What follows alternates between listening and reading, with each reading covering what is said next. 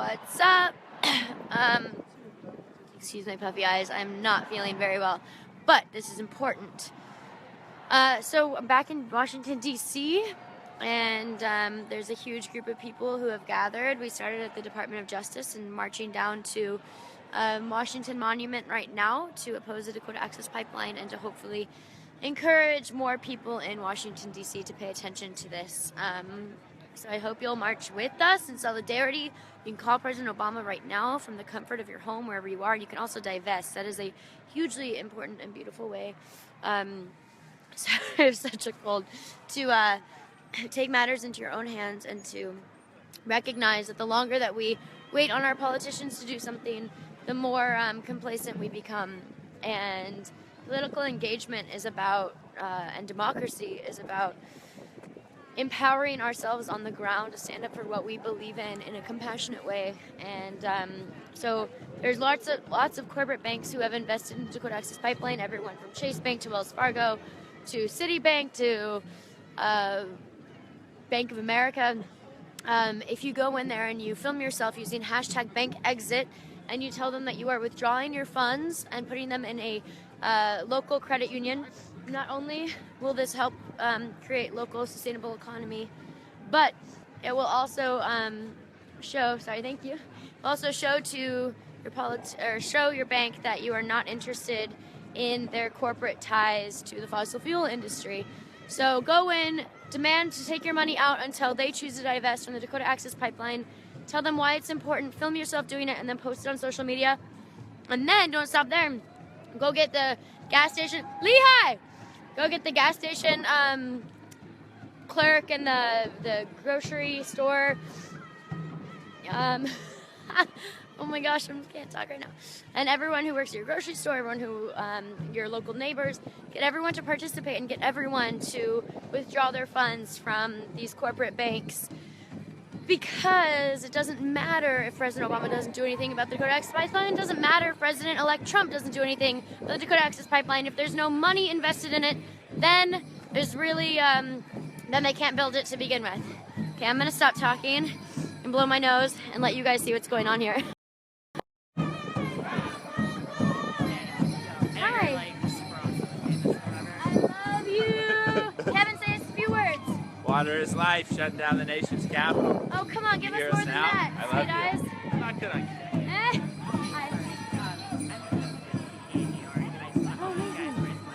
Thank you. Really, like my clients would do that, you know what I mean? Yeah. So you just make sure that they contact me because I know you're involved. Awesome. Because I'm, you know what I mean? Like, all my clients want tax deduction. And the kids want me to give you this red font shirt too. Right, exactly. The red font t-shirt. Oh, awesome. And I fucking love What's you. your name? Sonia. I know you. Nice to meet you. Thank you so much for being here. Oh, I'm so pumped. Okay, I'll contact you soon. I just thank Hi, you. guys. No, Hi. Thank you. You're amazing. Oh wait, shit, sorry. I'm not gonna hug any more people because I've had a cold and I don't want to get anyone sick and I keep forgetting. Sorry. Oops. Thank you for being so altruistic. Thanks for being here, guys. Oh my God, thank you for being here. Where'd you get here so quickly? I just saw you yesterday at Standing Rock. Yeah, bruh. You got here quick too. We're Standing Rock, huh? Gotta participate as much as we can, yeah? Absolutely.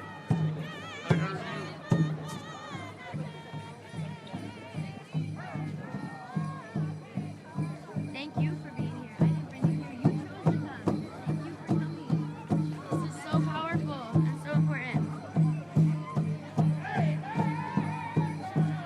Look, we even have a beautiful monkey standing with us.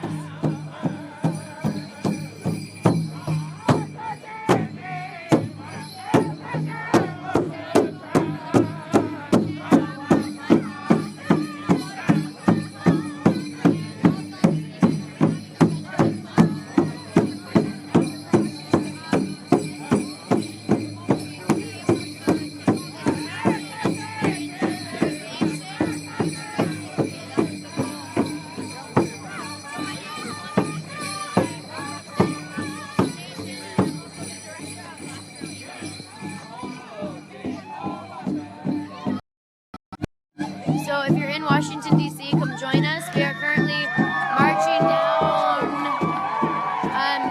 Pennsylvania Avenue. We're at Pennsylvania and 13th, and we're at Pennsylvania Pennsylvania on 13th, and we're marching to the Washington Monument. And someone just asked what banks. It's every single major corporate bank, literally. Hi, it's Chase Bank, Citibank, Bank of America, blah, blah, blah, blah, blah. What up? Look who's here. And she's doing her little feet too. Fancy seeing you here. Yeah, hey, how about that?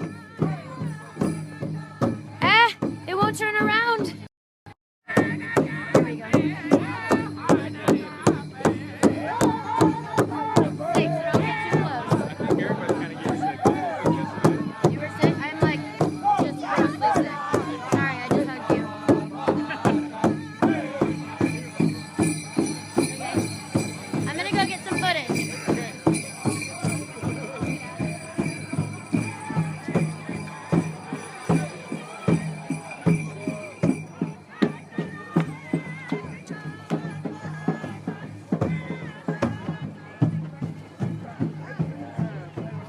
That's old school prayer there. There you Yeah, go. sure, but don't get too close because I'm sick. I don't want to get you sick. Nice. You will look marvelous. Yeah, of course.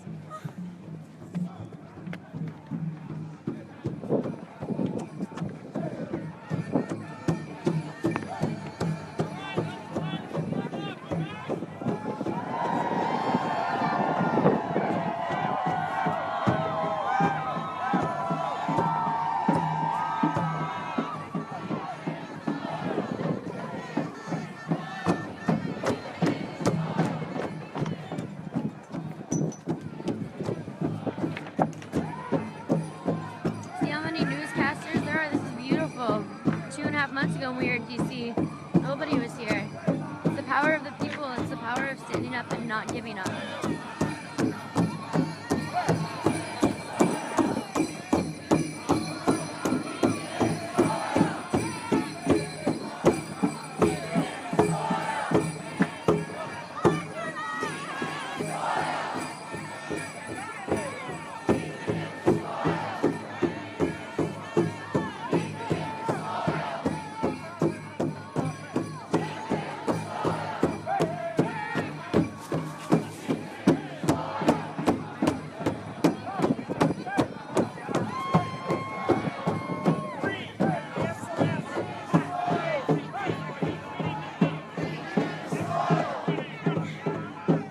Hey! Hey! This is the most beautiful human being on the planet. This is Sophie. And this is Lila. You guys, I'm so sick. Oh no! I'm sick, otherwise I would give you a hug. We're on this together. Thank you for being here, sister. I was like, who's that? Live right now? Yeah, I'm live. Anything you want to say? Come on, just one thing. Thank you for being here. Thank you for being here, guys. Thank you. Oh, thank you.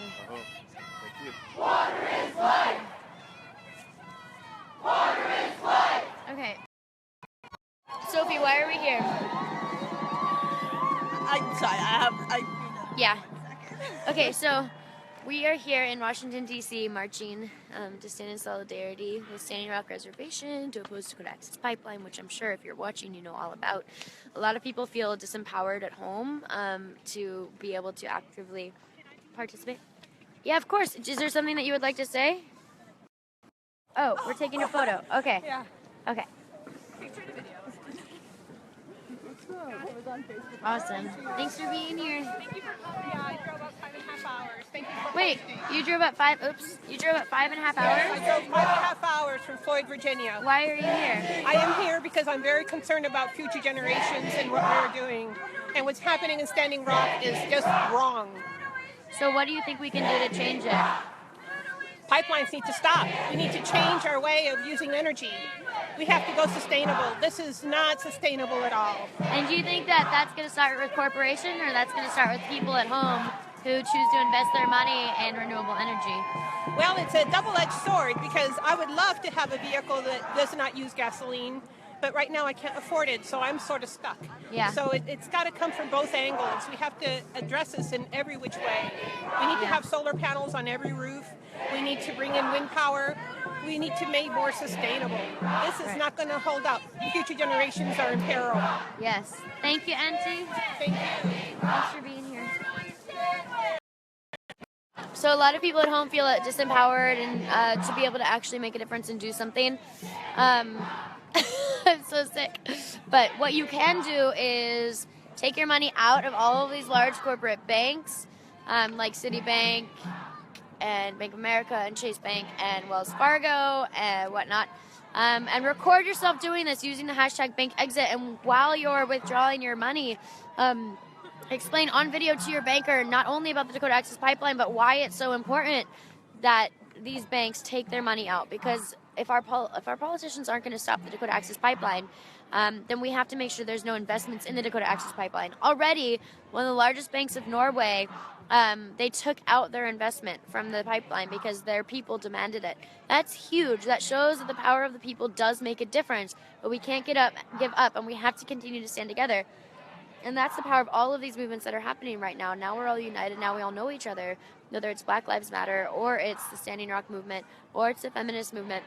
We have to stand in solidarity with everyone. And every time we have a triumph, every time we are able to celebrate a victory over the fossil fuel industry or over, racism or police brutality, then as a collective, we are all being lifted, and the greater consciousness of this planet is raising. Because if one part of this collective suffers, then we all suffer, whether we know it in a physical capacity or not. So, anyways, I'm talking a lot, and I'm going to show you more of the rally. Hi. To give you something. What? I make these and You sell make them. this? Well, from Isaac Murdoch's art Oh for my the gosh. campaign, and so then I Wait, sell you sell them? and I give the wanna buy proceeds one to for- the. Well, don't I have wanted any to cash, give you though. one. No, I wanted to give you one, but that's the one I like. But if you'd like something different, you can be a key ring or a necklace. But I want everything My you do. boyfriend-in-law is going to front me and Your buy boyfriend-in-law? Yeah. How much? I can't charge you because I But- wanted to give you that. I Okay. wanted to give you Well, that. can we buy another one from you? And Absolutely. Then give it to someone else? Sure, absolutely. These are. Anything you want to So say? I started with Bernie. It all started with Bernie. I think that one of the most important things people can do is organize in their own communities right now, and that we need to put pressure all around the nation. So if you live in New York, Philadelphia, Michigan, San Francisco, wherever, if you're hearing this, I know you want to come here, you want to come to Standing Rock, but tell your friends, go to the banks in your town. It's really important that we start local actions as well as the ones that are happening on Standing Rock. Thank you. Bam. Thank you, Auntie. I am really sick, otherwise I would give you a fat, juicy hug right now. It's okay. But I don't want to give you a just fat, wanted to juicy, give you sick that. hug. That's all right. There we go. But they can hug you for me. Unrelated. Rock you so much. Oh, there we go. He said Ray wants to and he said, never mind. Ray doesn't know what he's talking about.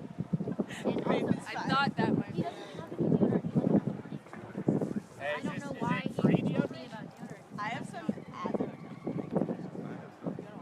Yeah, let's walk.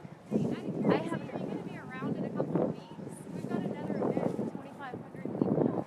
I'll probably be here, to be honest, but I might not be because I don't know where I'll be in a couple of weeks. What is the name of the rally?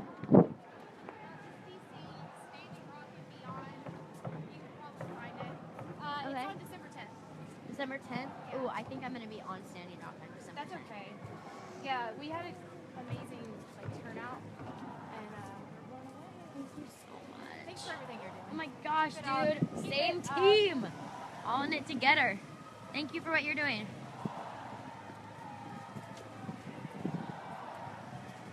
Hi. I'm so sick. Like, I went to bed last night at 8 p.m. and I woke up at 10 a.m. this morning and I was like, where am I? Who am I? Could I get a picture of you with Yes, this? That would be totally. awesome. And For me. listen, Let's do this.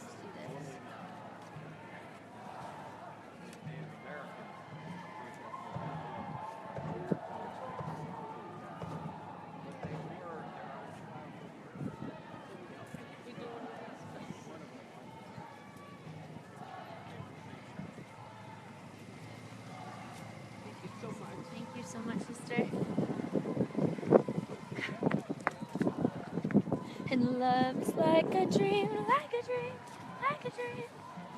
Hi, baby. How are you doing? I'm really, really out of it from driving. How long was your drive? Oh. Yeah, it's fine. It's not terrible, but it's a long drive. Alright, I'm gonna... Oil pipeline's got to go! Hey, hey! Ho, ho! Oil pipeline's got to go! Ho, ho! Oil pipeline's got to go! Hey, hey! Ho, ho! Oil pipeline's got to go! Hey, hey! Ho, ho! Oil pipeline's got to go! Hey, hey! Ho, ho! Oil pipeline's got to go! Hey, hey!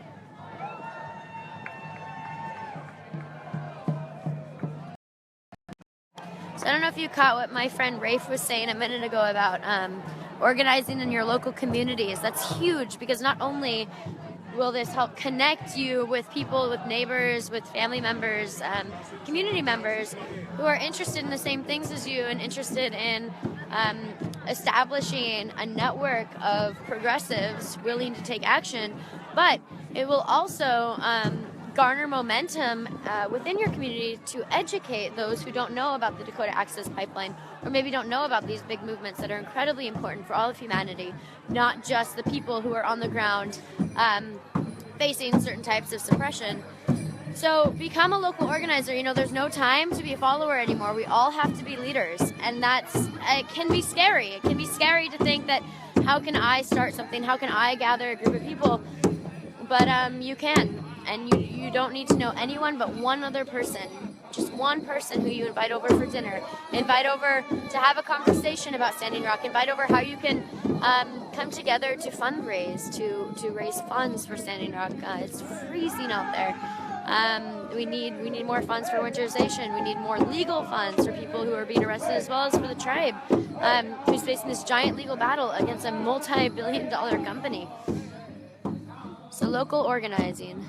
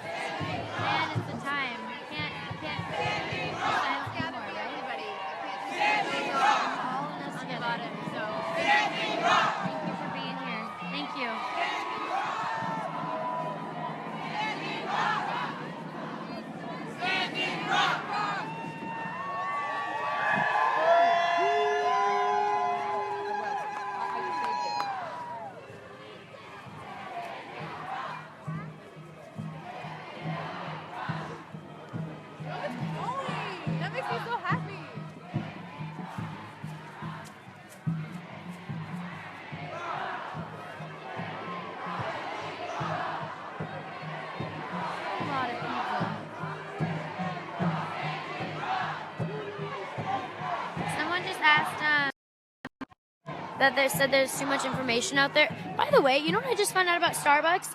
They are doing an incredible job, and maybe I'm the only person who doesn't know this, but an incredible job at sustainable and fair trade coffee from around the world, from all the farms that they work with, and they're like 99% fair trade and sustainable, which I don't know why they don't advertise that, but that's amazing. So props to Starbucks. Anyhow, somebody just asked if there's one central location to get a bunch of information, and I think that there is. It's standwithstandingrock.net. There's an abundance of information on there about how you can help, whether it's donating or signing a petition or calling President Obama, which does make a difference. And right now, while you're watching this, actually, you can just pick up, there's 4.2 thousand people, 4,200 people watching this video right now. Pick up your phones, dial President, go to standwithstandingrock.net, dial the number to call the White House, and tell President Obama that you demand that the Dakota Access Pipeline be stopped. Do it right now. 4,300 of you. If all of you called the White House right now, the lines would shut down. It would be very powerful. 4,400 of you. Do it. There's nothing holding you back. We need your voices. Call him right now. There's no better time than right now. 4,500 of you. Let's get 4,500 phone calls to President Obama right now. And then tell me in your comments that you did it. Please. 4,600 of you.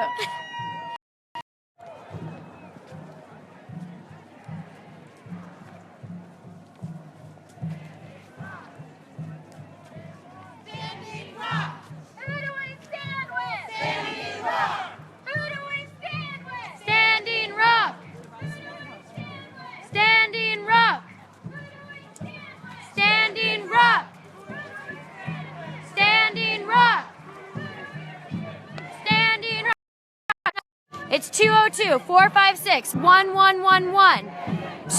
Oh shoot, the comment just went around. Oh, here it is. 202-456-1111. 202-456-1111. Call the White House right now. Tell them that you oppose the Dakota Access Pipeline.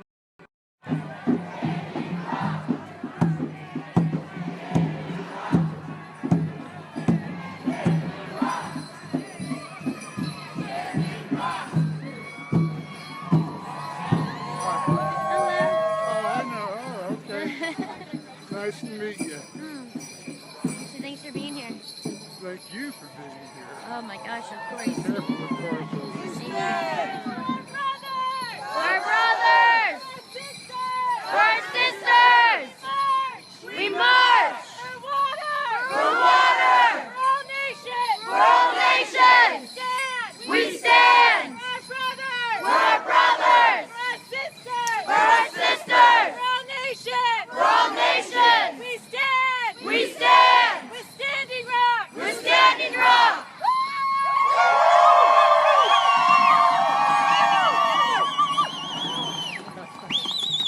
Hi! Good to see you! Me too. How are you? Oh, I have one. You do? Yeah. Oh my gosh. Here. Like that little, this thing. Perfect. Thank you so much. You're welcome. I wasn't feeling good last night, so I got a bunch of, I got all the meds. Emergency and all that.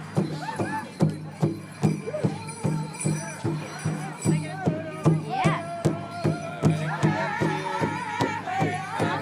Is it now versus then? So how are things like now? How's the feeling? Yeah. Honestly, it's the energy right now is kind of weird because there's so many newcomers.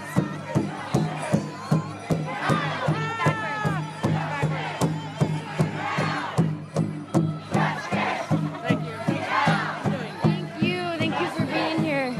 Oh, this is so powerful. It's a little bit different because there's a lot of newcomers at camp, and I think that in a good way. People trying to prove something, both like native and non-native. That's like, and there's like a lot of before there was a lot of like cohesiveness, regardless of where you came from, and now it's like a lot totally separate. So I'm like worried about that one person that like won't remain peaceful. That'll just. you know what I'm amazed by is that it hasn't happened. Isn't that wild? That's great, but But it's scared just. once midnight December 5th happens. Well, we got some information about December 5th. I think it's gonna be okay. Okay. I mean, it's gonna be like powerful, you know, in a good thing. Her mom's so beautiful. Are you gonna come to the March December 10th here? I'm gonna try. I'm gonna be on Standing Rock before that, so it'll just depend if I feel like I should be there or here.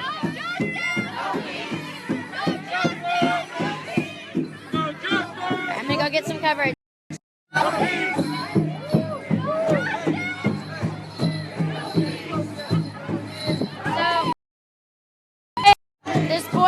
me who I'm about to focus on. His name is Kendrick. He was one of the kids who President Obama spoke to when President Obama went to Standing Rock a few years ago, and he was one of the kids who President Obama flew to the White House to Washington, D.C.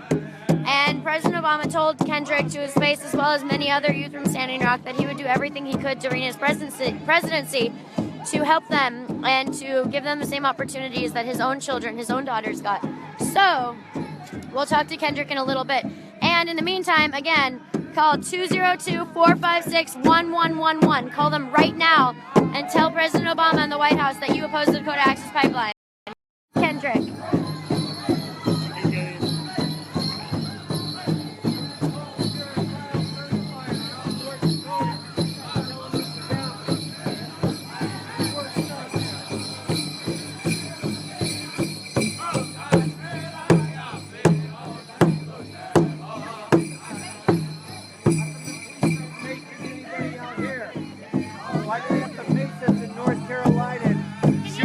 Rubber bullets.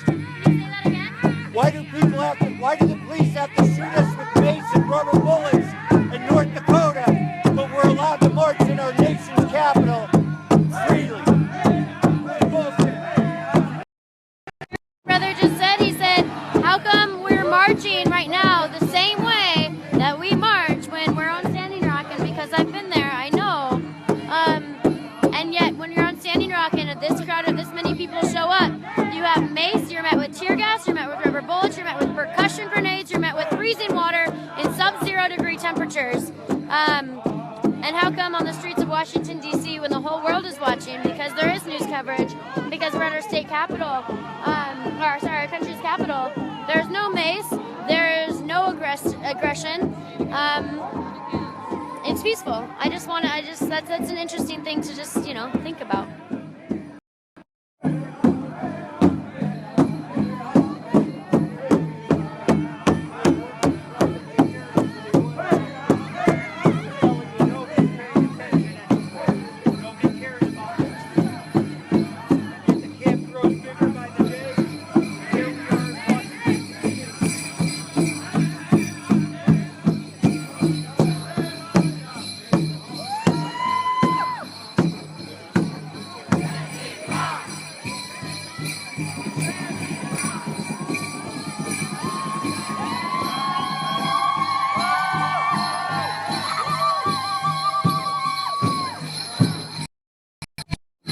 All President Obama has to do is honor. I'm gonna give you an air hug because I don't feel good. Air hug. Chase Iron Eyes, everybody. How's it going, guys? Thank you for watching. Blast our message all over the place. We're deconstructing Western patriarchy day after day after day. That's really what we're doing. Straight up. Always speaking truth. So what President Obama, all he really has to do is honor the original treaty, because the land that the pipe would be drilled through is, by original treaty, Standing Rock Sioux Tribe land. That's all President Obama has to do.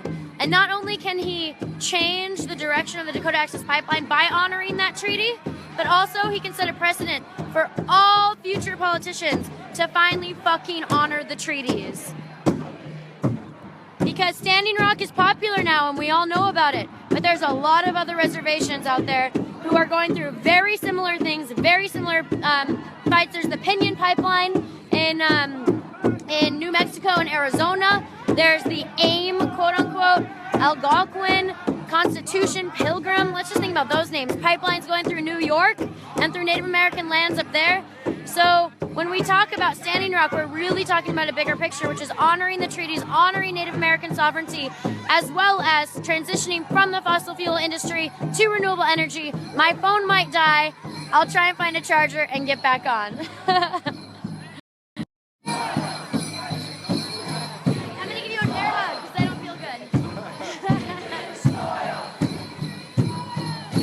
Wise 13-year-old you'll ever meet in your life. Keep it in the soil.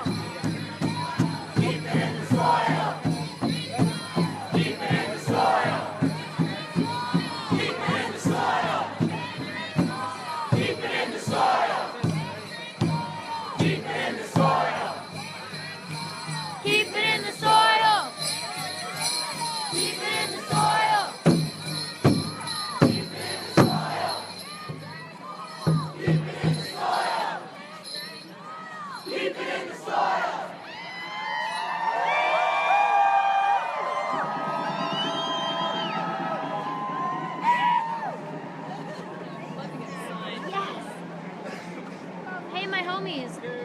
have any like a cord I can put? Are you? Oh. A charger? I need a charger. It's at like 4%.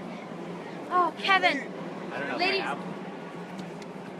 I don't think I have it. Can't stop, won't stop. Yeah, I'm live. You want anything to share? Hey, my wife Glenna is watching Shaylene's live feed. I want to give a shout out to my wife Glenna back in 48. Keep the fight, baby. I'm gonna be home pretty soon. We're going back out to camp. We're gonna let them know water is life. We're not stopping. We're not stopping. This is a worldwide movement. You guys follow Shaylene. Shaylene's part of Standing Rock. Shaylene rocks. And we're keeping this fight going. You rock. Be back home soon, baby. Love you, brother. Hi. I'm sick. Otherwise, I would give you a huge hug. Air hug.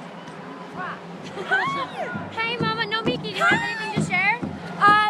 I am so No, Miki. moved. Cons, everybody. Hi. I'm so moved by everybody here. We're so close. So I urge all of you to pick up your phones, call your congressman, call anybody you know, and tell them to call your congressman, because if there's political pressure, if they start to feel it, then they're going to have to take action. And right now, President Obama, you have a legacy to fulfill. You can do so much. And President Obama needs to take a stand and intervene. Is there a cord? What kind of phone? iPhone. Sorry, Nomi. That's okay. Oh my God, you guys have to know each other. Nomi, Rafe, Nomi. Hi, Ray. You're the. Thank you so much. Hi, bro. Oh my gosh, what's up? It's nice to see you here, not at the airport. You know what I mean? Okay, so you can call the president right now. The number is 202. Oh, I'm gonna look it up. Thank you so much, brother. Okay, 1 second. Let me plug my phone in because it's gonna die.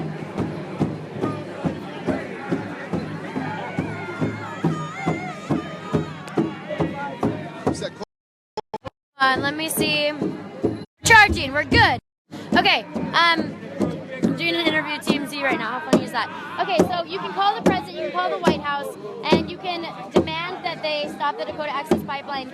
The biggest thing that we have to acknowledge is the fact that if all Obama has to do is honor the original treaty, because by terms of the original treaty, this is Dakota Sioux Tribe's land. So they wouldn't even be able to build this pipeline. The other thing that we can do, which I think in many ways is incredibly, like, the most important thing. So there's a lot of rhetoric and a lot of fear surrounding, well, if Obama stops the Dakota Access Pipeline, what's going to happen when President-elect Trump gets into office? And what we can do to ensure that neither Obama nor President Trump would be able to stop or to keep this pipeline in its existence is by removing the funds from the original investment in the pipeline. And the way to do that is, as a consumer, as a citizen, if I have my money in Chase Bank or Wells Fargo or Citibank or Bank of America, pretty much any large corporate bank in America, all of these banks have invested in the Dakota Access Pipeline. So we have to go in and we have to use the hashtag bank exit and film ourselves going and talking to our bankers saying we are temporarily removing our funds from these big banks and we're putting our funds in a local credit union until they decide to divest from the Dakota Access Pipeline. This tactic does work. We've seen it. It's been proven by the largest Norwegian bank. They recently withdrew their investment in the Dakota Access Pipeline. So it shows that when the power of the people do stand together, or when the people stand together, their power and their momentum, there's nothing that they can't do. And it's important that we stay mobilized, that we stay encouraged and empowered by each other, spread the education surrounding the Dakota Access Pipeline, and take your money out of these banks. President Obama right now? What? Are you guys getting any good feedback from President Obama? You know, President Obama right now has this, like, in this limbo. We're at this halt station where he and the Army Corps of Engineers, the White House and the Army Corps. So why not shoot straight to President-elect Trump? So I think that's an important tactic as well. Listen, every single thing we can do is incredibly important, but the thing that we do have to remember is President Obama is still in office, and he can still stop this pipeline. And to me, beyond President Obama and beyond President-elect Trump, the most important thing you can do is withdraw your money from these banks. Because if President Obama decides to build this pipeline, if President-elect Trump decides to reinstall this pipeline, If there's no investment in this pipeline, that mofo cannot get built. Okay, so before President Obama leaves the office, if one thing you have to say, then what would you add? I would say honor the treaties. You know, President Obama, and this is not coming from a place of shame, this is coming from a place of encouragement. President Obama visited Standing Rock Reservation, and he met with a bunch of youth from Standing Rock, and he flew those youth after he met them. He was so moved and inspired by their stories. He flew them from North Dakota to Washington, D.C. to visit the White House and to spend a day with him and the First Lady. And he said to them, and one of the kids is here now, his name is Kendrick, and I encourage you to talk with him. He's up at the top. He said to Kendrick's face and to all of these children, I will do everything I can while I am President of the United States to honor your treaties, honor the sovereignty of Native Americans, and help you guys. And Kendrick is sitting here going, you said this, now please, I believed in you then, I believe in you now, please honor our treaties and please stand with our people. Don't let fear get in the way. You're doing a great job what you're doing. Thank you for being here. Let's keep spreading the message. Thanks, guys. Okay, let's go back up here.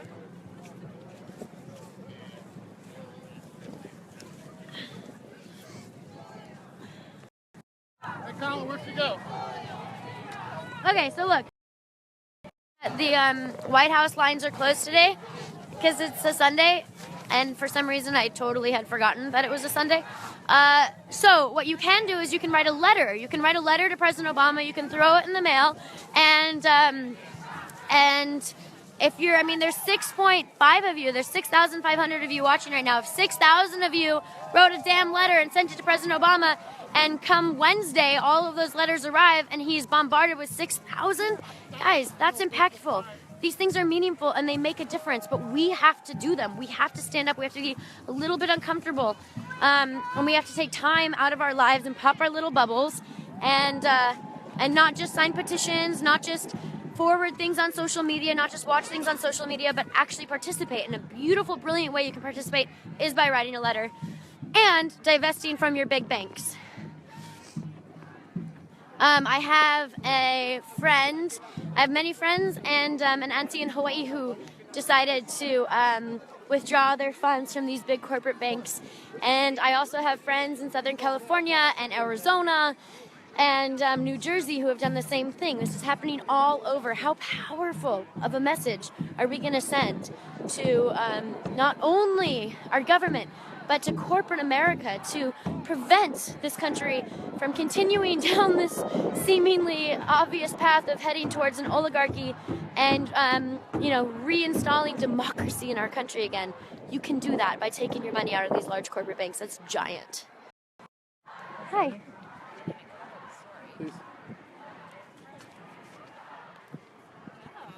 Hashtag no DAPL. Shaylee. There you go. No, that's it.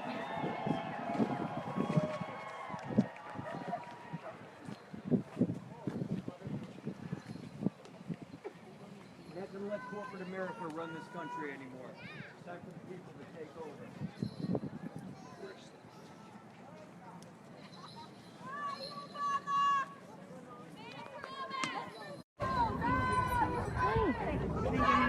Yeah, totally. Let's go somewhere quieter.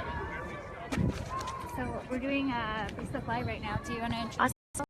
Facebook Live too. We'll double duty. All right. Well, do you want to introduce yourself for people who might not recognize you? Let's walk up a little bit. I'm Shailene Woodley. I am an actor, as well as a human being who just very much cares about the future of this planet and the generations to come. And right now we're marching with a large group of people who also believe in clean water and also understand that without clean water and without oxygen, our existence would not be possible. And we're here opposing the Dakota Access Pipeline, standing in solidarity with Standing Rock Sioux tribe, because there's a pipeline being built half a mile north of their reservation, and when this pipeline breaks, because we know all pipelines break, it would compromise the integrity of not only their drinking water, but the drinking water of 18 million people. And this is not an uncommon theme where we see indigenous people at the front lines of most climate change and most fossil fuel fights. It's because they recognize that when one part of any community suffers, all parts of that community suffers. And when we talk about community, we're talking about the world. Every time we allow an aquifer to be disturbed, every time we allow a river or a sea or an ocean or a lake to be compromised by the fossil fuel industry, we are furthering the guarantee that future generations will not have the right and access to clean water. And I know you've been protesting this for a few months now.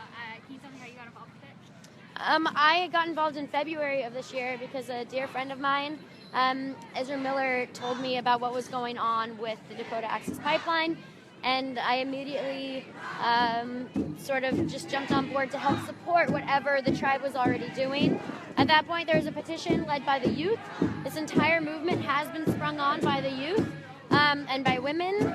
And it's beautiful to watch how now the youth are still at the forefront of this movement, along with elders by their side. And, those are two groups that we often ignore amongst Western society, that most indigenous cultures highly revere and respect. And I think that that's something that we can all pay more attention to and all learn from and by. Thanks for your time. Yeah, thanks for being here. What? Can I interview you? Yeah. Can I It's for my Standing Rock special. Hello. It's for our Standing Rock special. Standing Rock special. Because we went to Standing Rock, and you gave me so much advice. It was great. Am I on live stream right now? Yeah. Hello. There's 6,500 people watching. It's so dope. Okay, tell us what's happening today. Oh, is this a video or like It's a reporter. Well, we are here in Washington, D.C., standing in solidarity with the Standing Rock Sioux Tribe to oppose Dakota Access Pipeline. It's beautiful because we've done a few different rallies in D.C. over the last few months, and every time we do a rally here, the numbers grow, which means that people are not only starting to pay attention to the pipeline, but they're continuing to pay attention because people understand that without clean water and without the access to our precious resources, humanity cannot exist. So what's the latest in terms of where our government stands? What? What's the latest of the DOJ, Department of Justice? I'm not sure the latest is of the DOJ. I do know that President Obama and the Army Corps of Engineers have been talking about, re-evaluating the safety of this pipeline, and so they've, we're in this temporary limbo of not really knowing what's going to happen. I think there's a lot of fear amongst Obama's administration that if they do allow this pipeline to be built, if they do stop this pipeline, President-elect Trump will come in and just reinstall it. I think that fear is valid, but I also invite our president and our White House to not act out of a place of fear, but act out of a place of courage and act out of a place of solidarity, to honor the words that President Obama ran his campaign on, that President Obama has said throughout his entire presidency, which is that he wants to honor the sovereignty of Native Americans, which means he's going to honor the original treaties. Because if President Obama honors the original treaty that they, from the 1800s, then this conversation wouldn't even be in question, because the land the pipeline is being drilled through is a part of the original treaty. What can everyday Americans do that care about this, can't go to Standing Rock or don't live in a city where there's a march? What can they do to help out? There's lots of things. You can call our White House. It's really important to do that. It's a simple task. If you just commit to calling the White House 3, 4, 5 times a day, it takes 2 minutes out of your day, and that makes a giant impact. We've heard many things from many different politicians that does work. So let's keep doing that. But another thing you can do is, let's say Obama doesn't stop this pipeline. Let's say President-elect Trump reinstalls it. If there's no money invested in the pipeline, then the pipeline cannot be built. So the most important thing I believe you can do from home is locally organize, locally fundraise, and educate your community, but also divest from these giant corporate banks who have invested in the Dakota Access Pipeline. Citibank, Bank of America, Chase Bank, Wells Fargo, all of these banks have huge amounts of money invested. We've already seen that the power of the people work, because there's a large Norwegian bank who decided to withdraw their investment from the Dakota Access Pipeline based on the pressure from their citizens and from their own consciousness, I believe. So if you want to take things into your own hands, go into your bank, record yourself, use the hashtag #BankExit, and tell your banker that you are taking your funds out of the Dakota Access Pipeline, or you're taking your funds out of their big banks until they divest from the Dakota Access Pipeline. Brilliant. Why does this matter so much to you?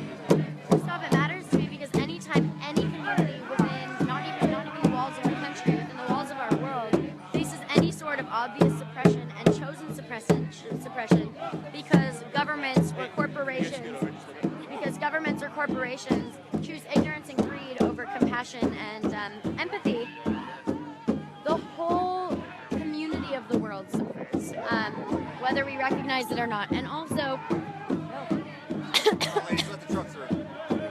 indigenous people for centuries have been ignored and and silenced by our governments and by corporations and by privileged people. And enough is enough. Done with that. Sorry. I love you. You're great. Okay, I'm gonna give this to him for a second. Hey Kevin, will you just hold this for me? Yeah. I'm gonna blow my nose and take some medicine.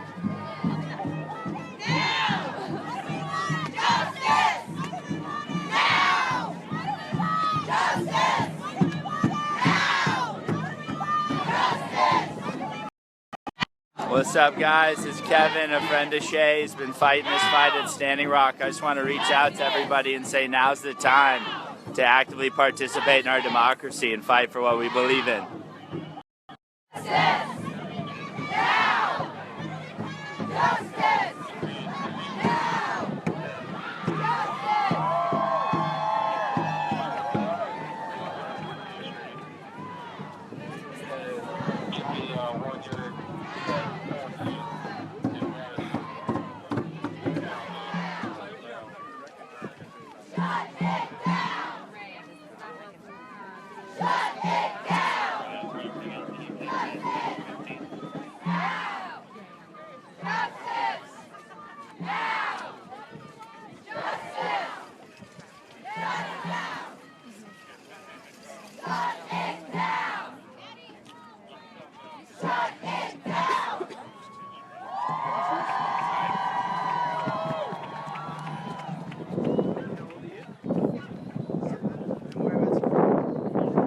Sorry guys, I had to jump off the truck. Got a little shaky for a little bit.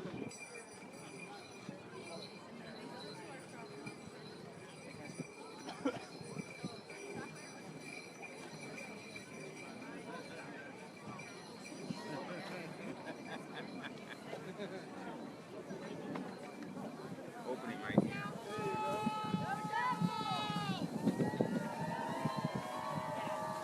Hey guys, we got one of the greatest activists of all time, Dolores Huerta. Dolores, what do you want to say to everybody watching and standing with Standing Rock? Well, for those of you that can't be here, we can still stand with Standing Rock by taking some really positive action.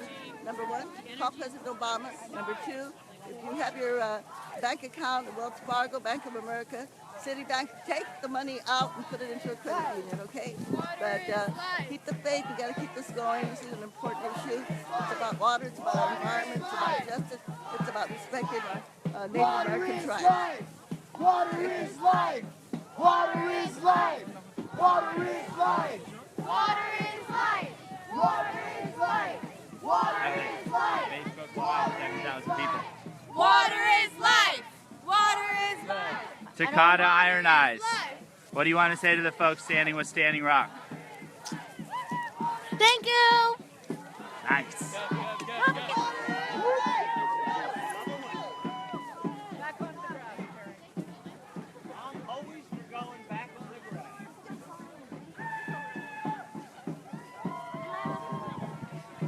I think your dad has it. Hey, Tyler, where's your sign? Here, we get it, give it to Dakota.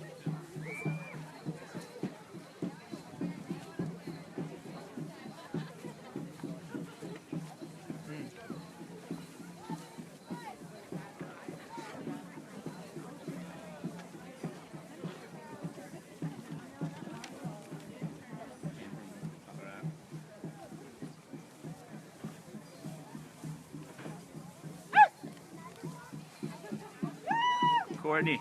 Yes, sir. A couple words you want to say to the camera for everybody standing with Standing Rock. Hey, I'm thankful for everybody being here. I'm thankful for, there's a lot to be thankful for. I mean, it does my heart good. I mean, it's just a very emotional time.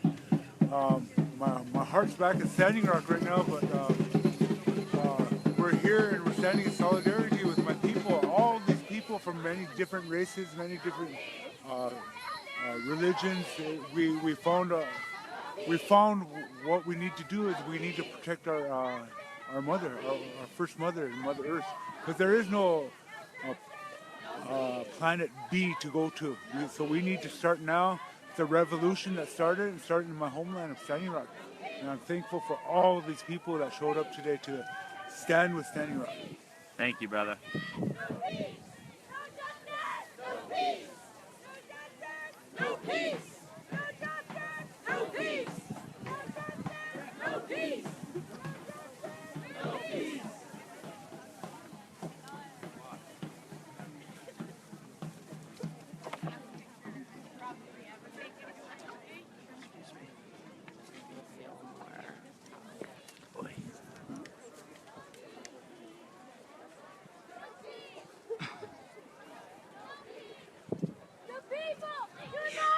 I gave a great speech. You did? Yeah. Thank you. Any more cough drops?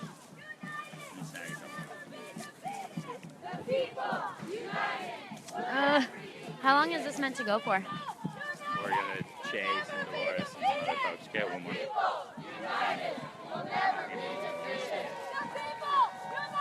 It's gonna go till 4, I think. It's gonna go till 3. There's like 20 minutes of music and an hour of speeches. Who's playing? The Dakota Thunder's gonna play some more, but on the stage. Who's speaking? You want me to speak? Yeah. Oh, here it is.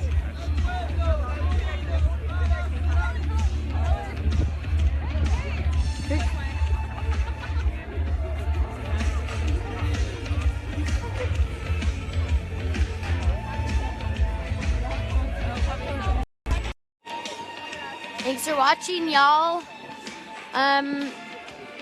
Write that letter to President Obama. Do it now, please. It will make a big difference.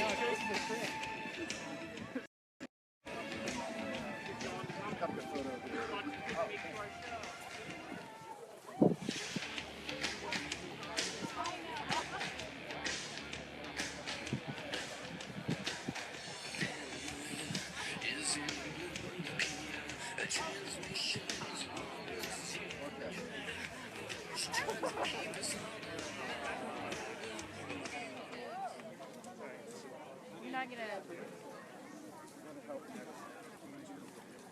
Yeah. Yeah, that's what I was thinking. Yeah.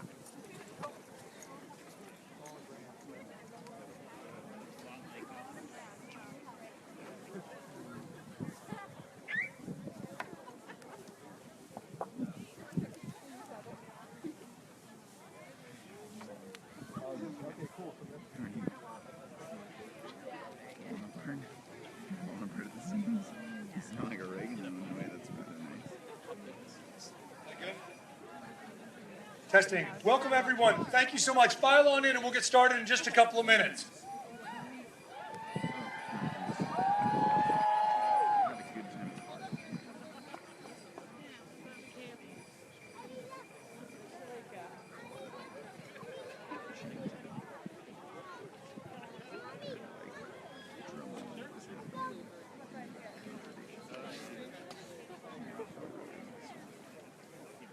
For all the members of the press, we've got some mults for you to plug into on either side of the stage, so if you need power, come on down and you can plug into them.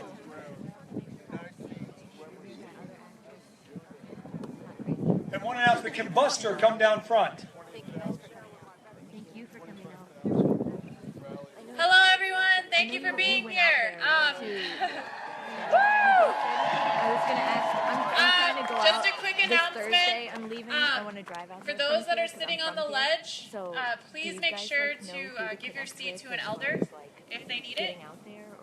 But thank you all. Miniwichoni! That you understand that like we're just simply going there to support the movement that's already happening. Oh yeah, no, I completely agree with that. I just want to. I think there needs to be more bodies there, and that's why I'm gonna go. So I'm just trying to like, did you guys go by yourselves? Yeah, it'll be really, really simple. Once you get to the camp, you can ask around about where is a good place for you to be, and you can feel out what's good, and it'll be really simple, and everyone's very welcome. Okay then.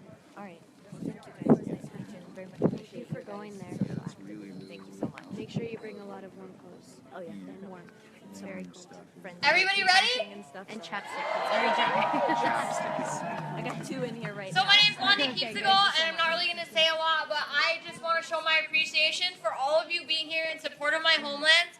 I'm really excited. We have great people here for you, and also Dakota Thunder, and our super cute little dancers I'm sure you guys have seen. So I hope you guys have a really good day here with us, and let's begin.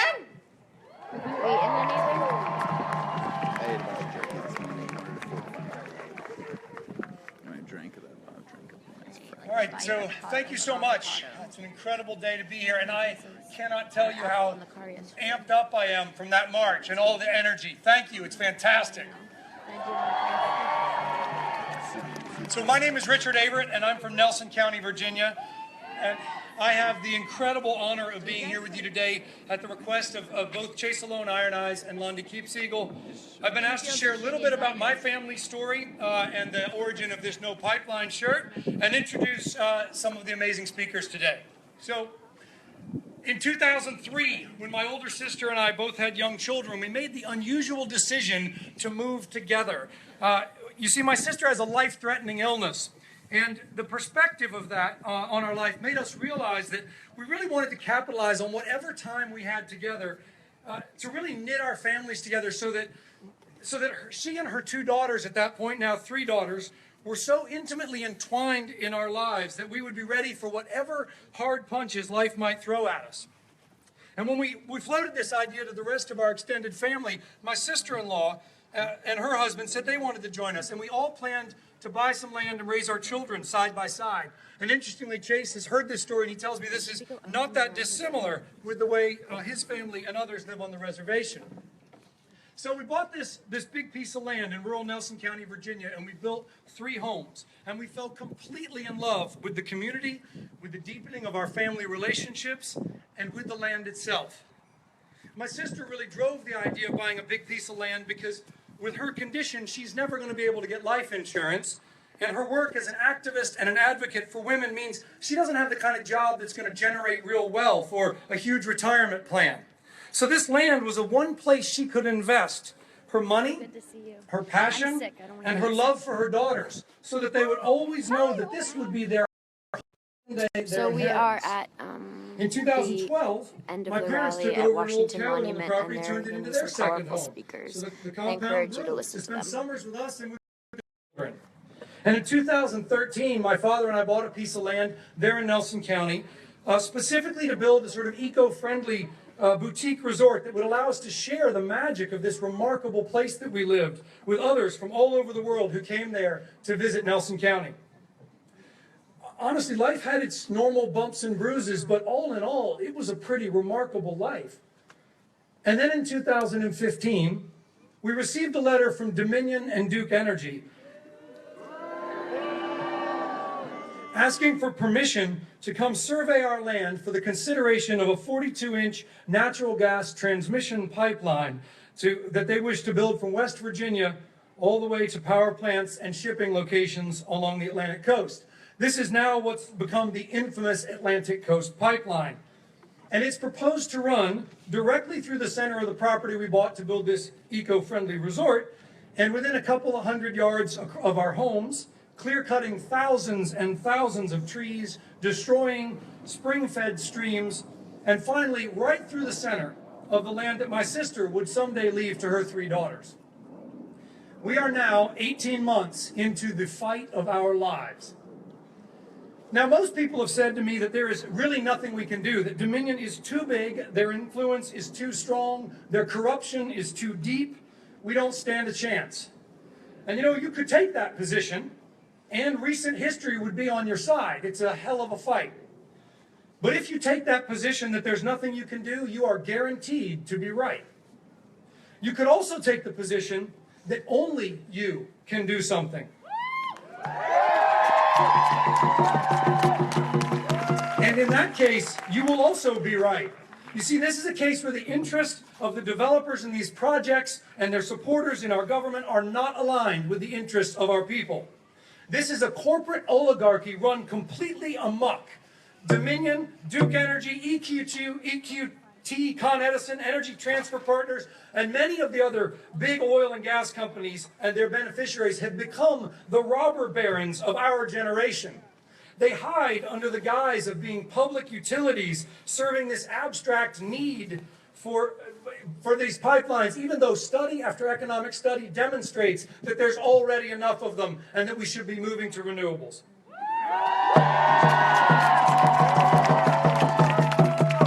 They write contracts to buy the gas from their own shell companies that they control just to manufacture demand that does not exist in the market.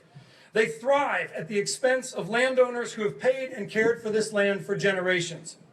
So look, I'm a diehard capitalist actually, and I believe in the opportunity for business in the free markets, but I am also a hard property rights guy, and I believe in the respect for the people and for the land and for the environment that we live with. Our Constitution begins with the words, "We the people," and everything else follows from that. It does not begin with "we the corporations" or "we the Federal Energy Regulatory Commission" or "we the Army Corps of Engineers" or "we the Congress" or even "me the President." It begins with "we the people," and only we the people can put it right when it's gone wrong.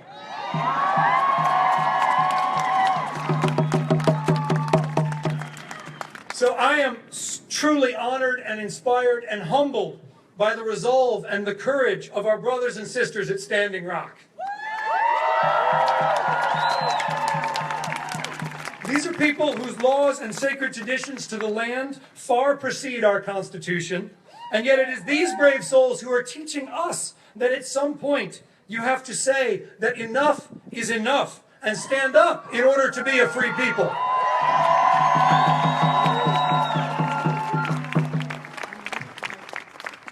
History is clear on this.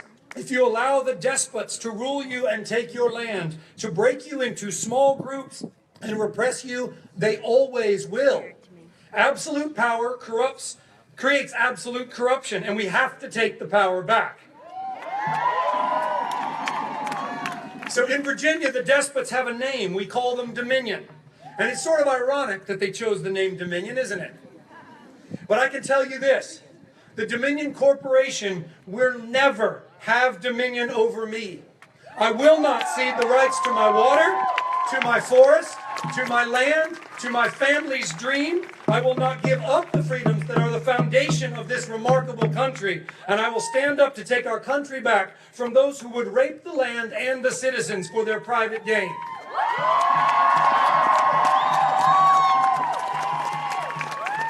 Our government institutions are designed to serve us, not to subjugate us. We only lose control if we give up control. No company, no law, not even a government can overcome the will of a people who will not quit until they have restored decency and respect and justice in their land. History is also clear on this. So this will be unpopular. There probably aren't very many Trump fans in the crowd, but understand this. This is not a politically partisan issue. Do not fool yourself. In Virginia, we've got a Democratic governor who has sold out his citizens for the benefit of big business. He is a slave to a jobs report that he believes will get him reelected. He's a governor who refuses to come and look us in the eye, to meet the very people who elected him in Nelson County and tell us that we should sacrifice our land, our dreams, land owned by many families for generations, and that we should sacrifice all of that for economic development opportunities in Hampton Roads. And look, I don't mind having jobs in Hampton Roads. I think that would be great, but not at the cost of our fundamental rights and our land.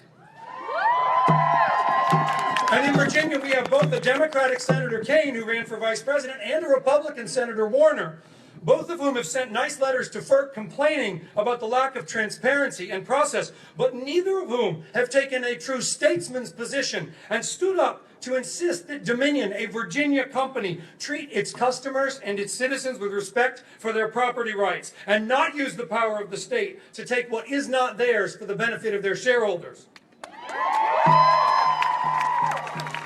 We are reminded in Standing Rock that at the end of every law is a gun. And that sounds really extreme when you first hear it, but go with me on this for a minute. At the end of any dispute with law enforcement, the conclusion is a citizen looking down the barrel of the gun with the state at the other end deciding if it will pull the trigger. And sometimes that trigger is mace, or tear gas, or a police baton, or water cannons, or tasers, or handcuffs, but it is always the state who must choose if they will use force. And today, you're going to hear from men and women who have stood and looked down that barrel, and yet who have held their hands at their sides in peace, and who have said, I will not yield. If I could send one message to our law enforcement officials in Standing Rock and all over this country, it would be this. I fully understand and respect and appreciate that police are sworn to uphold the laws of the land, but they are also sworn to protect the peace. In the police oath of honor are these words: I will always have the courage to hold myself and others accountable for our actions. I will always uphold the Constitution.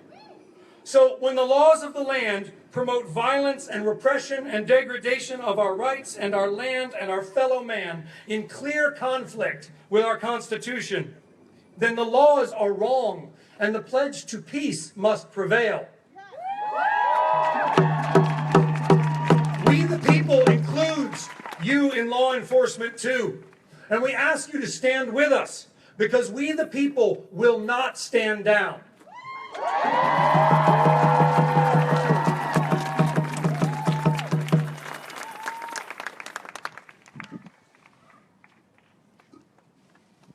Water's good, huh? Water's fantastic. Water is life. All right, so our first speaker, all of you are going to know. He hardly needs an introduction. It's Chase Alone Iron Eyes. And Chase is an enrolled member of the Standing Rock Nation and a lawyer by occupation. He has dedicated his career to ending the oppression of tribal nations. And Iron Eyes has served as a staff attorney for the Lakota People's Project, an initiative founded in 2005 to end the unlawful removal of Lakota children from their communities to be placed in foster care. And before this last fall, of course, he was best known for founding LastRealIndians.com, which helped lead an amazing effort on behalf of the Great Sioux Nation to regain control of Peshla, one of their most sacred sites in the Black Hills.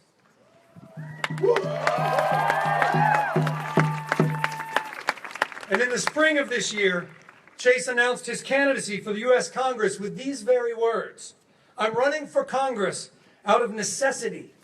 I see that our government is broken, and I feel responsible to do my part to try and fix it on behalf of North Dakota.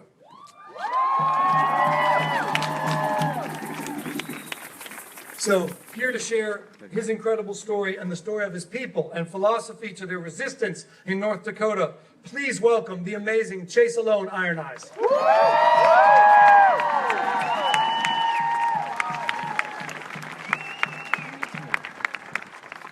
Thank you, Rich.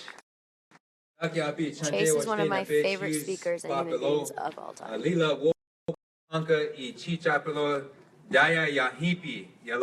It's very, very good to see everybody who came out. When you do these things, you never know how many people are going to show up. This is the first time that I think I've been involved in a rally, in organizing a rally where there's an actual stage. That's right. I've been doing this for not a long time, but for a good time. For about the past 4 years, we founded Native Lives Matter. We sought the reclamation of sacred sites in the Black Hills. We founded Last Real Indians, which was sort of the first social media platform for independent Native American perspective. Really a retelling, a reclaiming of the indigenous perspective in the 21st century and helping to evolve that so it's inclusive of everybody's perspective. We have to set that straight. We don't want to get incorporated into any other worldview. Everybody has a basis and a place to stand on their own.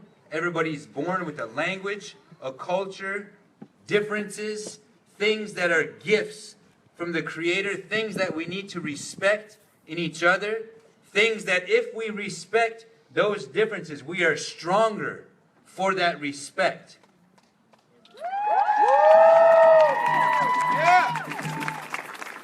I just left Standing Rock yesterday. I was out there when the dogs attacked on September 3rd. I've seen the bites on the women.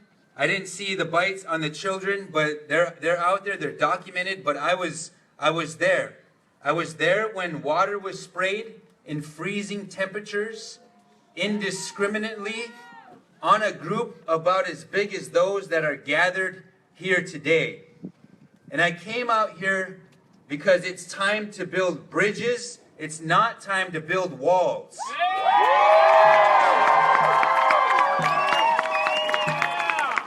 If we take a look at what's going on out in North Dakota, for instance, when we were on this march, what a beautiful march, by the way. Props to everybody who showed up and everybody who organized it. You could feel the gift of the drum. And I want to interrupt myself real quickly. Is there any sign language interpreters here? We do have some people who would like to hear what we are saying, but are prevented from that because, you know, we didn't think to bring an interpreter, and we apologize for that. So if there is an interpreter, if there is an interpreter, just make your way up here. All right. Wow, that's amazing. Literally, we have the power to provide for ourselves right within our own networks.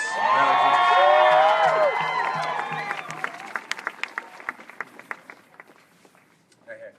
Just right in the middle here. And thank you for giving me that sign, because I saw it and I recognized your face. But when we're on the march, you could tell the drum has a life and an energy of its own. The drum is a gift from the powers of creation. Those vibrations, those sounds are as old as the syllables of any language on our great wide world. And you could feel that today. You could feel the beauty, the strength, and the dignity when people sing, when people dance, when people send by their actions a prayer, a voice into the universe. It's powerful. That voice and that power, that's how we're going to defeat the Dakota Access Pipeline.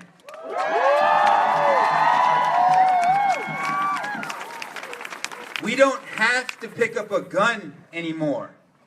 It's the hardest thing for me to stand up here to say, if they should commit violence upon you, do not return violence. It's the hardest thing to do. We come from a warrior people. We've always defended our women, our children, our land, our waters to the death. That's not an issue for us. But fast forward 43 years after the armed conflict at Wounded Knee, and we are in a different time, my relatives. We have different gifts. We have different knowledges, insights, tools, technology, stories. And what I am really thankful for this time is we have allies.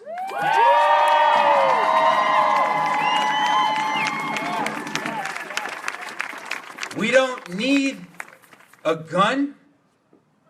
We don't need violence. All we need is the power of our peace.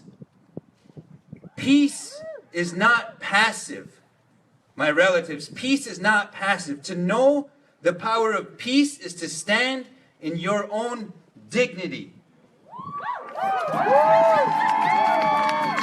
And what better time than now for that dignity to be expressed through the original peoples of this hemisphere, whose dignity derives from the sacred sites, the land, and the waters, and is expressed in who we are, in our beating hearts, in the songs we sing, in the prayers and the sacrifices that we've given on behalf of humanity. That's our role. We are the moral compass of this country.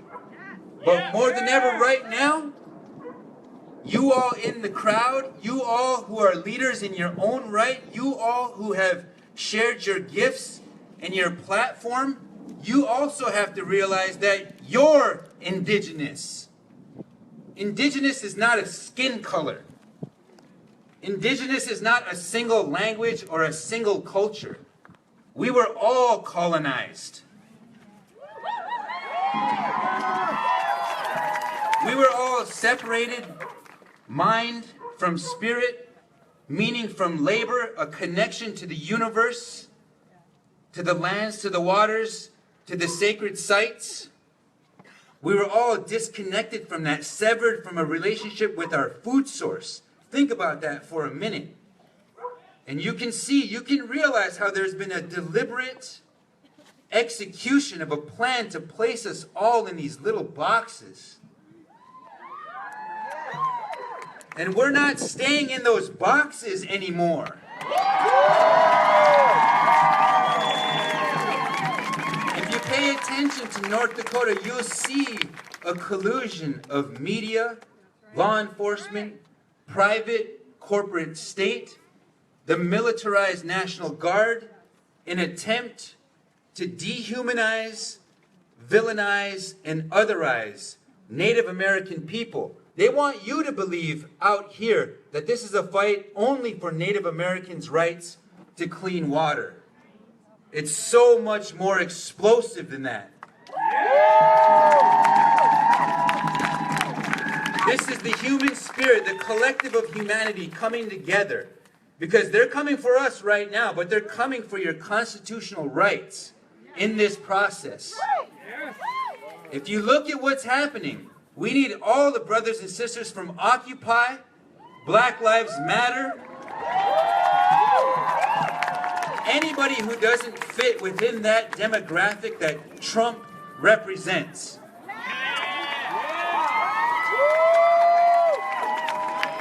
When they come to declare our brothers and sisters illegal in their own God-given homelands, we must stand for them.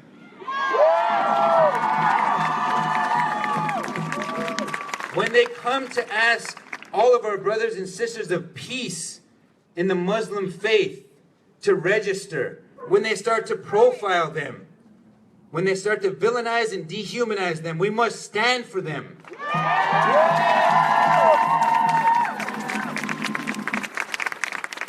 And what they're doing in North Dakota right now, we need to share. We must stand for ourselves. This isn't about us. This is about all of us. Whether we consider the Constitution sacred, whether we have it in us to stand up and reclaim our democracy, which has been hijacked from us. This is no accident. It's a deliberate thing. But right here in this group of people, you are all leaders in your own right. We have the power within us to reclaim our democracy. Nothing is impossible. I can tell you that. We're accomplishing miracles right now. On December 4th through the 7th, we have 2,000 veterans. 2,000 veterans are going to come to the front line and join us.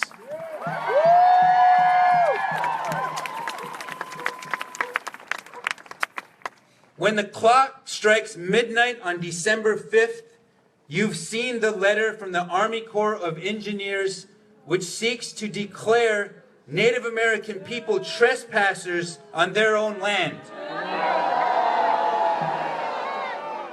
In 1875, they sent the same letter. And the letter said, if you don't return to within the confines of your Indian reservation, you will be declared hostile. And the military will be sent out to round you up. The more things change, the more they stay the same. But it's different this time. It's different. We can't back down. We can't stand down. It's going to be the hardest thing, but we're going to do it. We're going to accomplish it. We're not going to get violent. We're not going to arm ourselves. We're not going to fall into their traps. The corporate state knows exactly what to do with armed and violent people. We've been doing it to everybody across the globe. And we need to stop. We need to wake up, my relatives. I know you're ready. I just want to encourage you to get woke and stay woke. Because you're here, you're already there.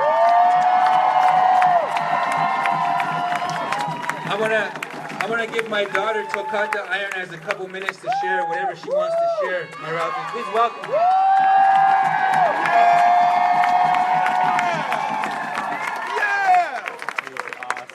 Hello everyone, my name is Dakota Access and I'm 13 years old. I live on the Standing Rock Reservation.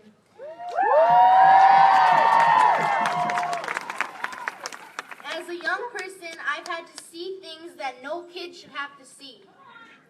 I've seen my mother arrested for standing on a road. I've seen my aunts and uncles maced and beaten on the front lines. I've seen my grandmothers hit by cops. And I've seen my people pulled out of ceremonies. Just because these cops don't have the perspective that we have, that this land that we live on is sacred, that this water that we drink means everything to us.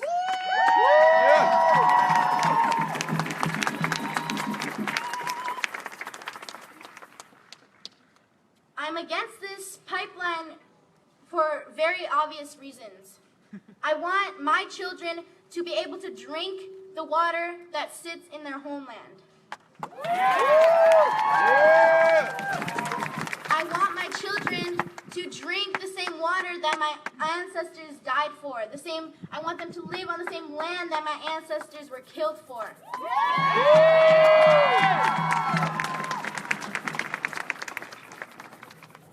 I want to pray for the police and all the people who are fighting against us, because maybe one day their minds will open up.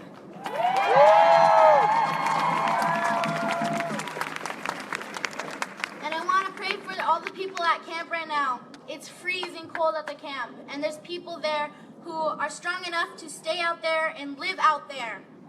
And I just want to say that for everybody who is not out here, you can do things in your own communities. There's ways that you can help without coming out to camp. So just everybody stay aware of what's happening at Standing Rock, because what's happening is unlawful. North Dakota is stuck in a different era. They don't realize that everybody's watching them.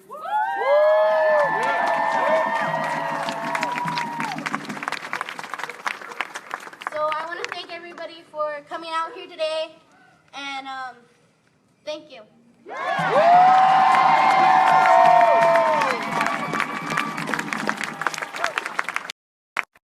Dude, she was 13 years old. 13. It's okay. Oh, sorry, I just hugged you. I'm sick. I'm sorry. Stay away. I'm sick. I don't want to get you sick. Thanks for the hug. Okay, I couldn't stay away for long, I guess. Guys, I almost can't keep my composure up here, because it's very, very serious. And so, you know, from the bottom of my heart, I do want to thank you for coming. But I want to introduce the next speaker. She's a very powerful woman. And in our times of hardship, what we've been going through as a civilization, as a human group, is a colonization. And we're engaged now with the spiritual deconstruction of Western heteropatriarchy. That's what we're engaged in. There's a powerful woman here who has been on the front lines her whole life, who has fought for human rights, civil rights, and labor rights. It's always, it's our women who are powerhouses.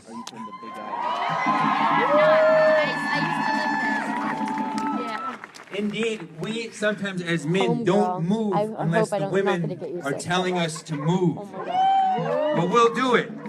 I love you so much. So there's a woman here who we are honored to share this space with. Her name is Dolores Huerta.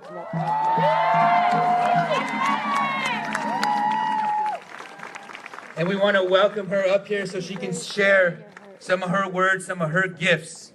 So please welcome Dolores Huerta, ladies and gentlemen.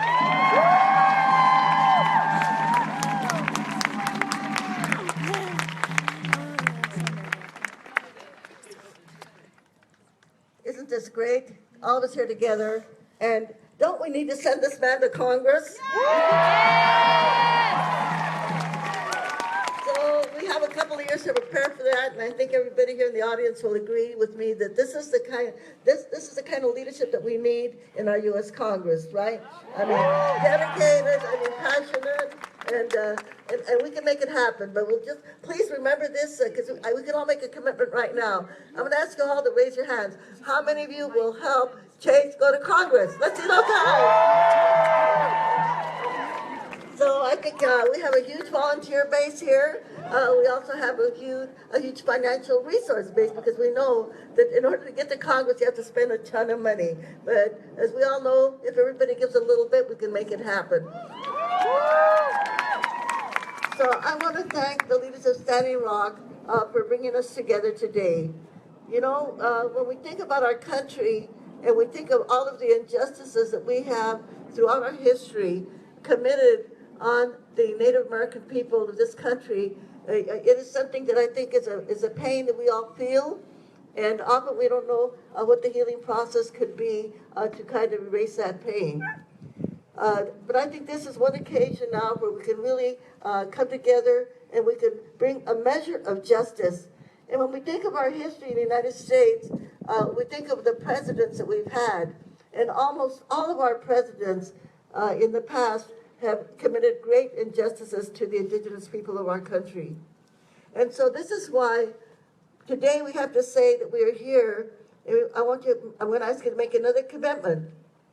I'm going to ask all of you to pick up that phone and call President Obama and say, okay, President Obama, you can do something here. You can actually make an action here to reroute that pipeline so that it doesn't endanger the drinking water, not only of Standing Rock, but all of the 18 million people. This is a very simple thing that he can do.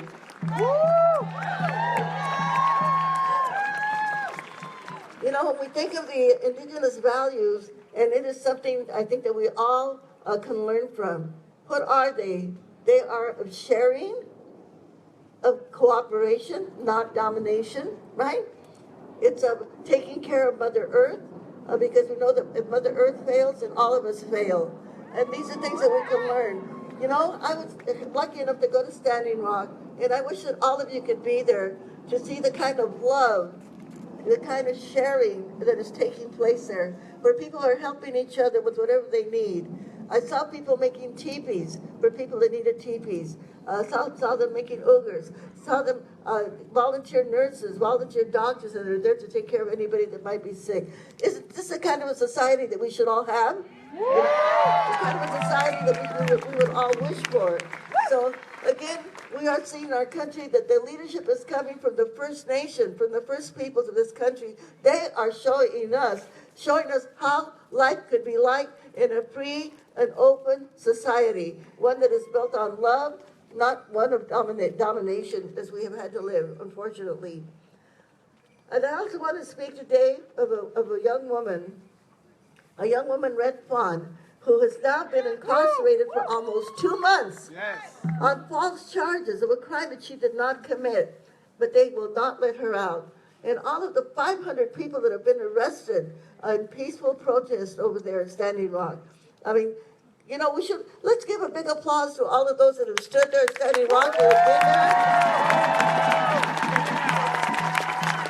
that have been hit with bullets, with rubber bullets, that have had the dogs trained on them, that have been, when they had these water hoses in freezing weather. You all saw that, right? You all saw it. Can you imagine how inhuman that can be? And we don't know what else they've got planned. But the one thing that we do know is that we, the power of the people, that we can stop this. Because people over there cannot do it alone. We've got to take this fight to the people that are financing this operation. And I'm going to mention some of those. Because when we talk about nonviolence, nonviolence does not mean inaction. As Mahatma Gandhi said, you know, nonviolence means that you actually have to do something to create the peace. And so there are some things that we can take, some really cool nonviolent actions. Number one, of course, as I said before, pick up the phone and call the White House. President Obama, do your job, okay? Protect Standing Rock, number one. And then, for those of you who might have your bank accounts in the following banks, I want you to say, we're going to take our money out of those banks, put it in a credit union, whatever, okay? But we know who some of these bad actors are, because they're the same bad actors that caused the recession in our country here. And they have all of these fines that they pay, but they have so much money, it doesn't really affect them. So I'll start with, and you know, I'm going to ask you to say something in Spanish, okay? In Spanish, we have the word abajo. What does that mean? Down, okay? So I'm going to mention them, okay? And when I say the name, you say abajo really loud, okay? Let's start with Wells Fargo! Abajo! Citibank! Abajo! Bank of America! Abajo! Okay, so if you have a bank account, loan those banks, take your money out of there and tell them why you're doing it, okay? Because these are the people that are financing this pipeline, okay? So let's really, you know, because unfortunately many of these corporations, their hearts are, as we know, are very small. But the other thing is that their hearts really don't hurt. But you know what really hurts? Their wallets, right? that is where they feel the pain. So we know that we can take these actions now, and then we can start doing more actions because we know that how we can reach these people. And I want to again make the announcement: if there's any veterans in the crowd, if there's any veterans in the crowd, come and join the 2,000 veterans that are going to be in Standing Rock from December the 4th to the 7th. And I want to mention one of the people in particular whose name you might recognize, the fellow who ran for president, his son, Wesley Clark. Do you remember him? Well, his son is going to be there with all of the veterans that are going to be there in Standing Rock. So let's think of other ways that we can help, and I think that all of us coming together, that we can make sure that we can have a victory there at Standing Rock, okay? Because as they have said, this is not just about Standing Rock, this is about the 18 million people who could have their water contaminated with oil if this pipeline goes through. So we can make it, we can all stand together, and can we do this? Can the power of the people prevail? Yeah. So I'm going to ask you a few more Spanish words for all of us here. We can say, yes, we can, and in Spanish it's, sí se puede. Can we say that? Sí se puede. All of us together with a sí se puede. Okay, let's do an organized, unified hand clap. Let's go. Sí se puede. Sí se puede. Sí se puede. Sí se puede. Sí se puede. Sí se puede. Okay, I'm going to say one more thing. Could you please do a big old viva? That means long live. A big old viva for Standing Rock. Que viva Standing Rock! Viva! Que viva Red Fawn! Viva! Okay, thank you very much.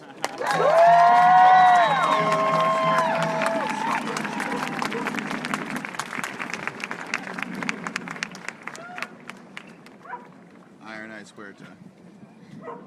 2020. Is there another interpreter in the audience who could help out maybe?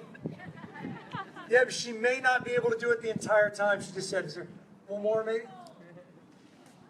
Is someone saying yes? Is there a yes? If you are, just come on up to the stage. Also, there are bathrooms behind the stage if you go around, so if you need them, that's where they are. All right. Thank you very much. So it is a great honor to introduce our next speaker, who is an internationally renowned champion of diplomacy and peace. He has spent 8 terms in Congress and run for president twice. And he is no stranger to Native American causes. This is the former mayor of Cleveland and Ohio State Senator Dennis Kucinich.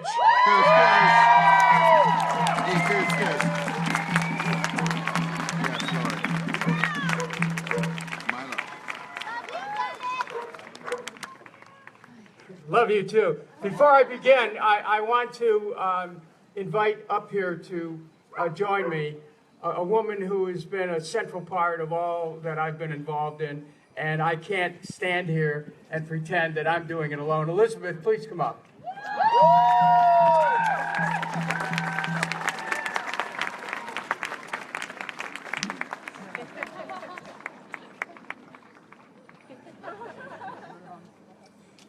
It's wonderful to be with you today, and as you stand here, I'm just going to take a couple of seconds, but as you stand here and we stand for Standing Rock, I'd like you to just bring a little bit of consciousness into your being and really acknowledge where you are standing. I've been watching all of you from the side here, and we are occupying the most powerful point of the most powerful political city in the world right here at the National Monument. So acknowledge that, hold it, and send all those thoughts up that big needle there.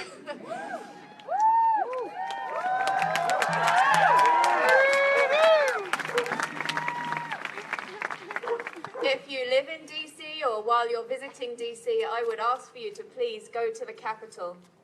And when you stand in the center of that rotunda, look around you. All of the art in that rotunda is very, very painful, but it's a very, very honest depiction of the subjugation of the Indian people in the takeover of this beautiful land. And it's our opportunity with this movement to transform that history and to rebirth a new future. When Dennis and I first met, I said to him, we cannot reconcile with the world until we reconcile with ourselves. And the way that we reconcile with ourselves is to truly acknowledge the history of this country, to embrace it, transform it, and work for the future, work for life. So as you're here, please embody that. And with that, here's my fabulous, beautiful husband. Thank you, Elizabeth.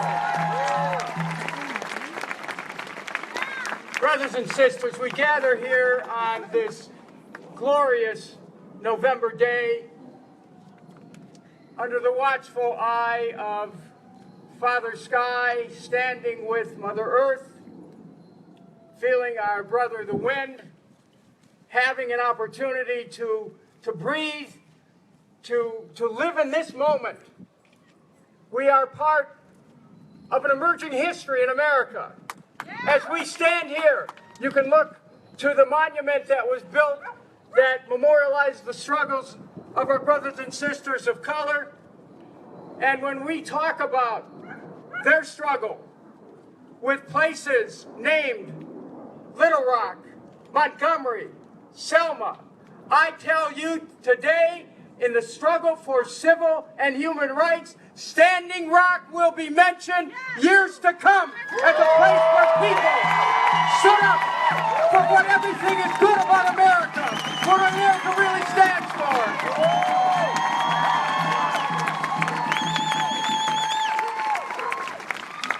And our Native brothers and sisters gathering at Standing Rock from 100 and more different tribes are letting us know that that American Indian Museum is not about people or artifacts frozen in amber. It is a living testament to a driving movement for social and economic rights that is alive today. It is America. We are America. We are Standing Rock. We are. Answer America. We are. We are. Standing Rock. We are. Standing Rock. Loud enough so that President Obama can hear it at the White House. We are. Standing Rock. We are Standing Rock. And we are America. And we stand for social and economic justice. And we believe that everyone has a right to have water that is fit to drink, to have air that is fit to breathe, to have land that is not despoiled. We believe that our Native brothers and sisters are owed this, their owed reparations, and in healing that divide, we heal America. We make America whole. We bring ourselves back as one because we are united. We are interdependent. We are interconnected. The truth of our existence is that human unity is real. And so as we gather here and I look out at this crowd of people representing every walk of life, of people of every color, I see America here today. I see America in Standing Rock. I see an emerging environmental consciousness which will save this planet, which will save this country, which will remake American politics, which will lift us up, which will give us an opportunity to truly be free and to reconnect with the natural world. Thank you, my brothers and sisters.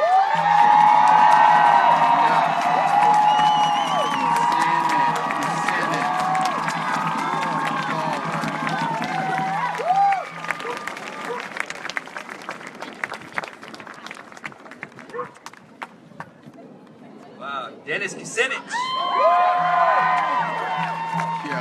His name almost rhymes, flows.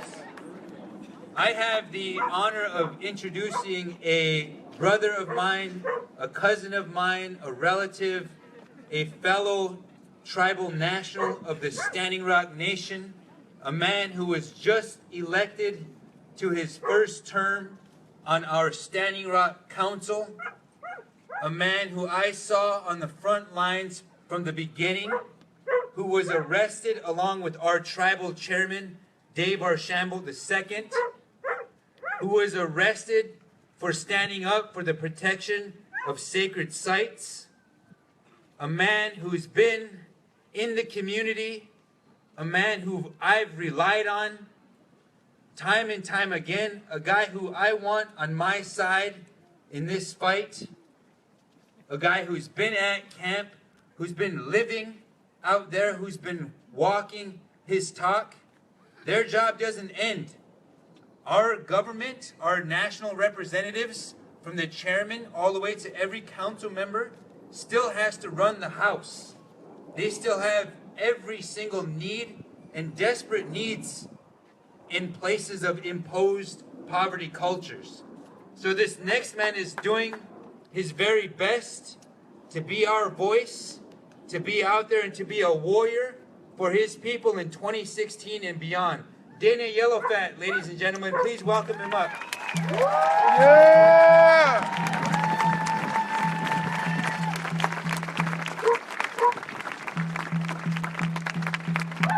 Thank you. You know, I tried my very best at writing a speech for all of you, but it didn't work. I'm not a speechwriter. So I thought I'd just come up here and tell you a couple things about what's going on. I want you to take a look at each other out in this crowd. That's the face of revolution. A revolution that started in my homeland, Standing Rock. In early August, let me back up, April 1st, there was a group of youth that wanted us to help them fight this pipeline. So we gathered our young warriors and we rode from Sitting Bull's gravesite to what is called a Sacred Stone Camp and set up a prayer camp to hold continuous prayers, to gather people, to put our message out there. In the first part of August, the company started construction. There was 7 people, 7, that held the fort down against this pipeline company, holding 2 gates and not letting them work.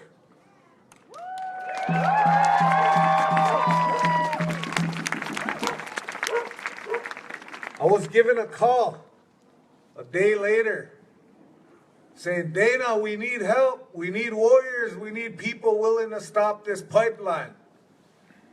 So I gathered my family, I I gathered my friends, and we went and gave them hell for the next couple days.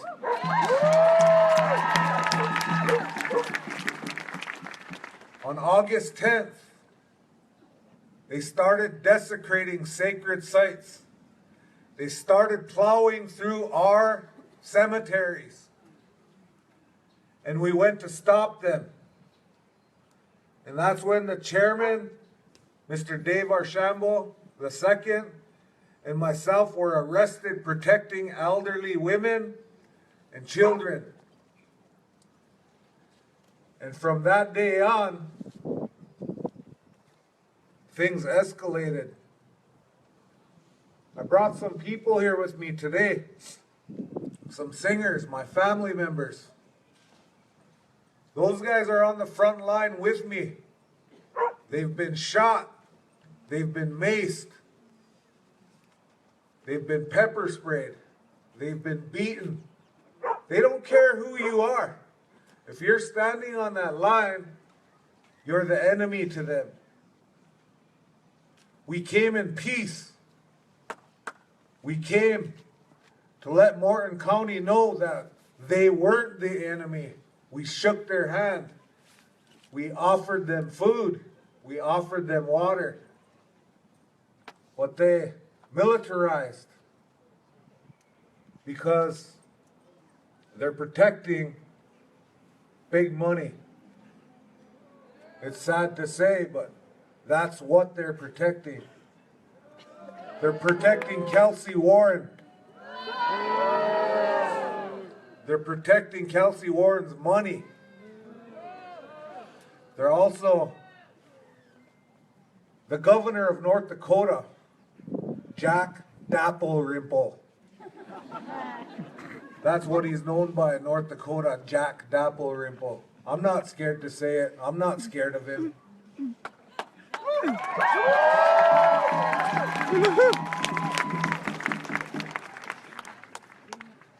You know, it almost brings me to tears to see all of these people supporting us. This is a worldwide movement. A movement that began on my homelands with less than 30 people. Less than 30 people riding horse to set up a spirit camp. And now all over this world, everybody knows. Miniwi Choni! Water is life! Miniwi Choni! Water is life! Miniwi Choni! Water is life! You can't drink oil! Keep it in the soil! You can't drink oil! Keep it in the soil! You can't drink oil! Keep it in the soil! Standing Rock!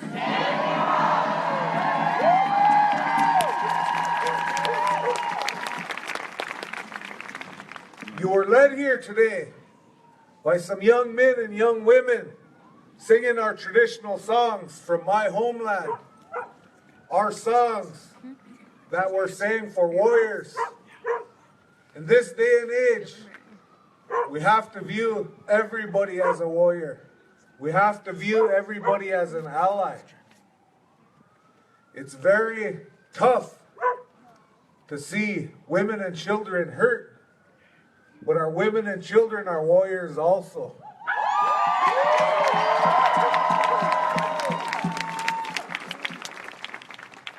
There's a young man from the Pine Ridge Reservation south of us on Standing Rock, Oglala, that composed a song for this movement. And I'm going to invite my brother, my cousins, and my son up here with me right now. This is such a beautiful song. I want you to record it and I want you to share it. This song is composed by a young man by the name of Isaac Weston. Very prayerful, very spiritual, but also a warrior. A Tokala from the Oglalas that came in the beginning to help us fight. And he's still there. So I'm going to ask these guys to come beside me. This is the face of the front lines.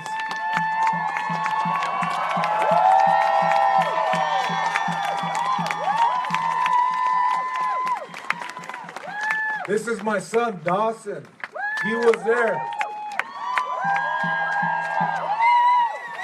And I'm going to tell you this, as a 16-year-old young man, he should not have to know what mace tastes like. He should not have to know what tear gas does to you. And he should not know the sting of rubber bullets. But he does. He's there at the front line with me, along with my wife, my daughters. They're back home watching this right now. Everybody's watching this worldwide. So I'm going to close this by saying, North Dakota, watch out, because we're rising up right now.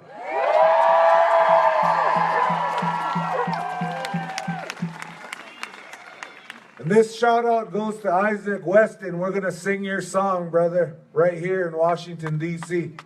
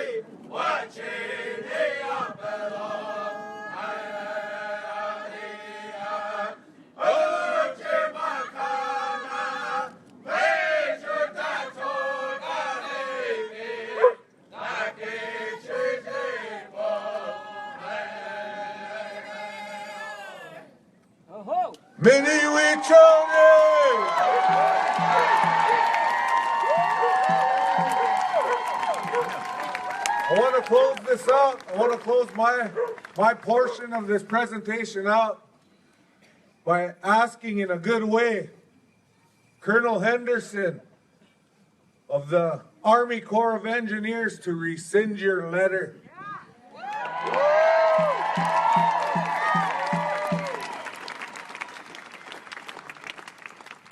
Because it's not going to change anything.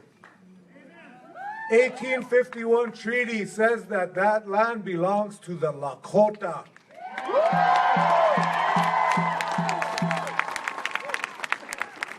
So if we're going to stay there and we're going to invite all of our friends and allies to stay there, there's nothing you can do about it.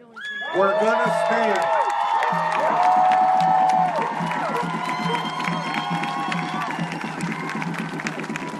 we're giving you the next couple days. We're asking you, Standing Rock Sioux Tribe is asking you to rescind your letter. It's, we'll see if you can remove 15,000 people from our homelands.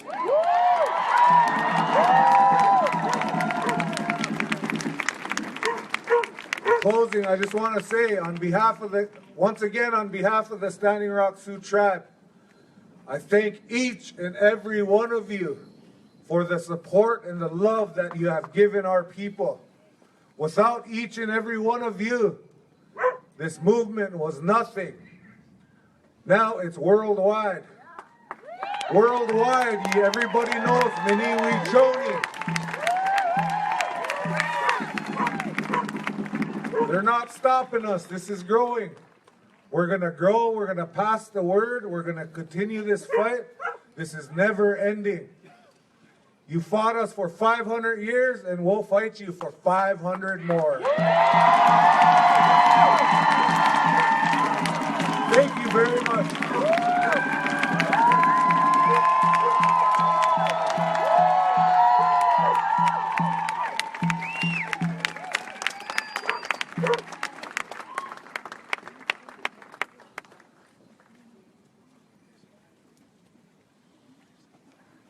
So we're going to take just a minute to bring the energy down a little and have a little bit of mindfulness and thoughtfulness. We've got a remarkable speaker next who is a member of the Citizen Potawatomi Nation. She's a mother, a scientist, a decorated professor, a writer, and something called a bryologist, which turns out is a specialist in mosses. She wrote a really remarkable book, actually, called Braiding Sweetgrass, Indigenous Wisdom, Scientific Knowledge, and the Teachings of Plants, which speaks to the divine marriage of science and natural intelligence with which she approaches the world. She currently serves as SUNY's Distinguished Teaching Professor of Environmental Biology and the founder of the Center for Native Peoples and the Environment. And her work really opens a sense of wonder and humility for the intelligence in all kinds of life we are used to naming and imagining as inanimate.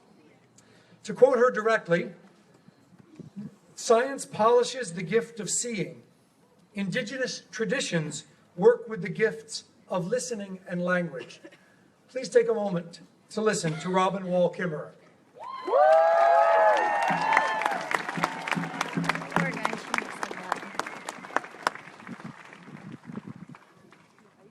Bonjour, my beautiful relatives. Bonjour. If you could stand here and see yourselves, you're so beautiful. Shaladaske gish kokoina dejnakas.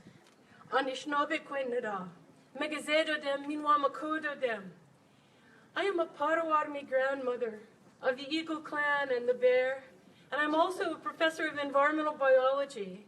And from both of those places, my responsibility is to speak for future generations and to speak for the water. The secret water that unites all of us, from the Missouri River to the Potomac, from the creek behind your house to the poisoned faucets of Flint, Michigan. Without water, we would all cease to be. Water is life. Water is life. And when we say it together, water is life, watch as your breath becomes the clouds that will pass over Standing Rock like a prayer. Water is life. And let us begin, as we always should, with gratitude for the good life that we have, for Minoba Madiziwin, for each other, and for Mother Earth, who provides us with everything that we need. No matter what we do, she never turns her back on us. And every one of us are showered every single day with gifts of the earth. The sweet breath of air, of water to drink, the songs of birds, and the companionship of maples. A gift. And yet, we find ourselves harnessed to an economy that relentlessly asks, what more can we take from the earth? In the face of all those gifts, isn't the question we should be asking, what can we give? Yeah. We have a lot to give. And you know, I'm usually speaking in a classroom, but this is not the time for speaking within four walls in hushed tones, because we know that we find ourselves today in urgent times where if you're not outraged, you're not paying attention. The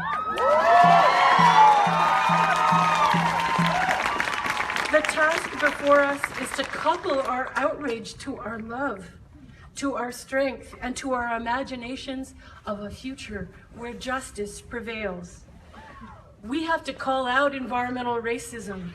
If the pipeline was deemed too risky for the good people of Bismarck, it is too risky for the good people of Standing Rock.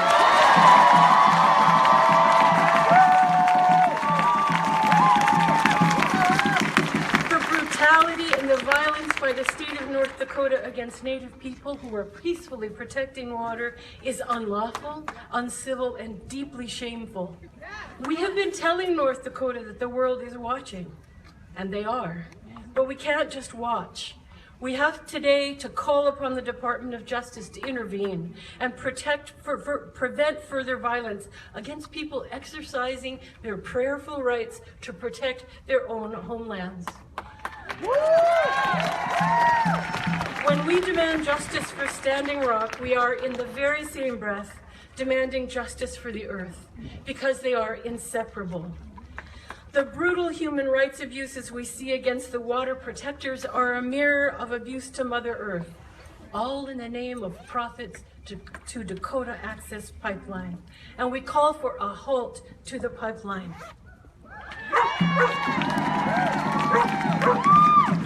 The Morton County Police must be held accountable for violence against the protectors, and the fossil fuel industry must be held accountable for violence against the earth.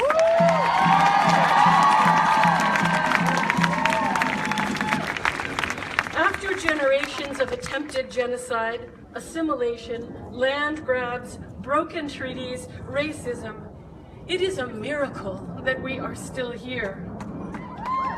But we are here, standing strong with our original teachings, a beacon at Standing Rock of what it means to protect that which gives us life. And I am deeply grateful to all those who have gone to Standing Rock, to stand on the grassy ground beside the Missouri River. But while we can't all be there, we can all stand on the moral ground of peaceful resistance to the assault of land and waters. That's why you're here. Let us join the people of Standing Rock and allies who are saying no. No to business as usual. No more wrecking of land. No more oil spills. No more surrender of the well-being of communities to the greed of a few. No more dismissal of indigenous rights. No. But they are also saying yes. Yes to our sacred responsibilities to protect the earth. Yes to the power of unity. Yes to treaty rights and indigenous sovereignty. Yes to the notion that every one of us is in this together. And yes to the belief that upright moral leadership will win the day. I believe it too.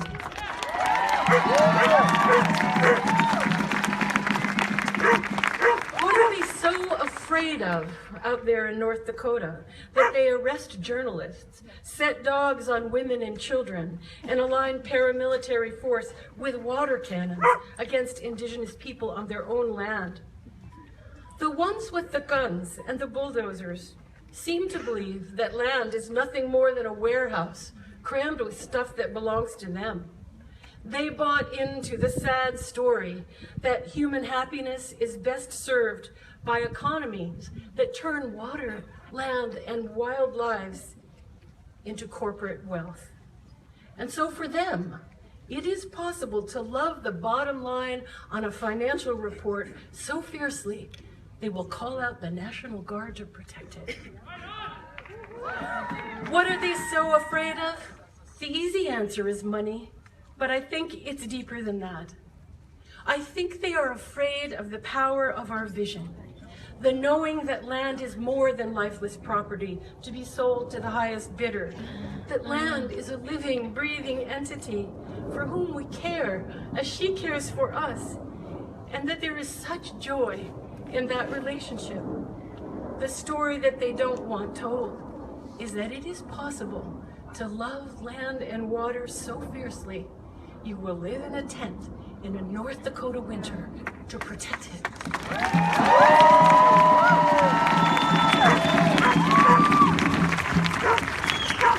Because you know, my relatives, when once people remember with heart and mind that the land is our teacher, our mother, our garden, our pharmacy, our church, our cradle and our grave, it becomes unthinkable to destroy it.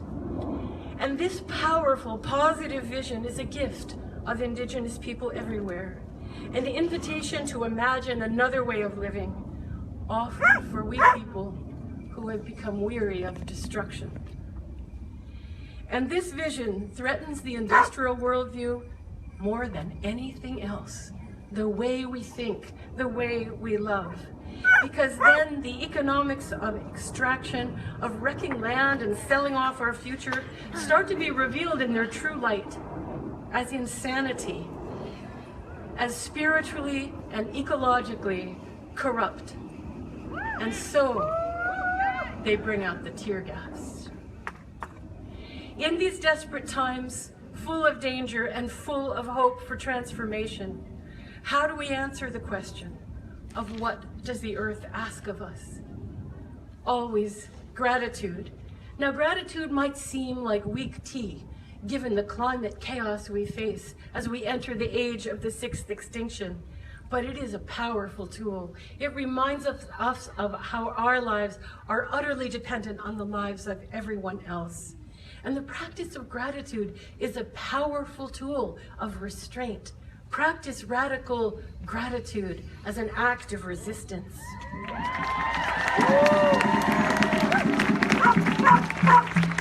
What does Mother Earth ask of us? To obey the laws. And I don't mean the laws of this country. Mother Earth doesn't pay too much attention to those.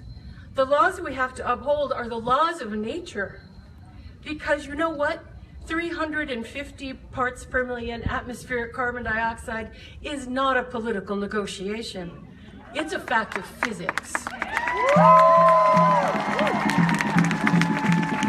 What does the earth ask of us? Reciprocity. That we do not keep taking without giving back, and that we do not take what has not been given to us, because we have a name for that. It's stealing. Fracked oil from the Bakken does not belong to us. Tar sands from Alberta was not given to us. Coal from mountaintop removal was not given to us. But every day the sun shines, the wind blows. These are given to us every day. Infinitely renewable, carbon-free energy.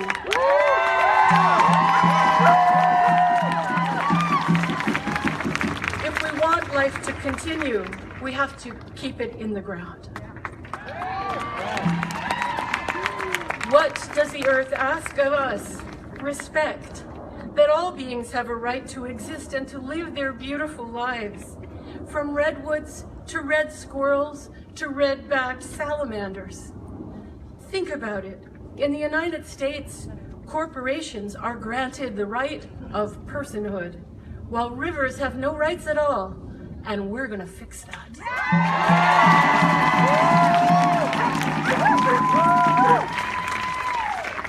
Our brothers and sisters at Standing Rock are giving back to Mother Earth with their fierce devotion, their strength, their love, and their prayers. And those of us who cannot be there are called upon to do the same. What will each of us give in return for all that the earth gives to us? Donations to the water protectors, a flood of letters and phone calls to politicians and to banks. Telling the truths that the media will not. Teaching, being a water protector wherever you live, powerful acts of resistance. Make your own list and let it be long.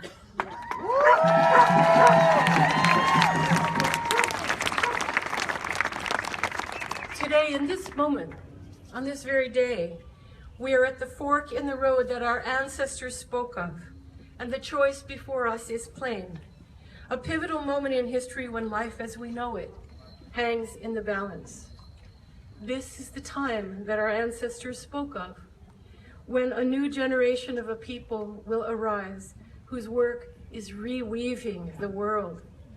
That the knowledge of our people, which has been held for so long and against all odds, becomes the medicine that the world needs.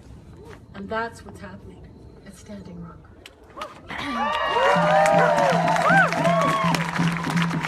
Native people are holding the vision for those who have forgotten, who have been made to forget by the forces of consumerism, materialism, and political corruption. Forgotten that the earth is our mother, forgotten that water is sacred, that land is alive, and that you can't drink oil. That we have shared responsibility for all living beings, all our relations, from the bees to the babies. Together we can usher in the time of the great remembering, all of us together. The great remembering of who we are, of who we can be as humans, remembering that we were meant to be guardians. The people at Standing Rock are standing up for water, for treaty rights, for this sacred vision. They're standing up for all of us. And instead of eviction and abuse, we should be listening. But we don't need to meet these challenges with fear. Instead, we meet them with the most powerful tools that humans possess. We meet them with imagination, with vision, and with love for land and water and each other. The question we have to ask ourselves is, what do I love too much to lose? To climate change, to the fossil fuel industry, to violence against the earth. What am I going to do about it? Standing Rock is the place, and now is the time. Let me close with the words of an honored elder and clan mother of the Onondaga Nation, the late Audrey Shenandoah, who said, "Friends, we are seeking justice. Not only justice for ourselves, but justice for all creation."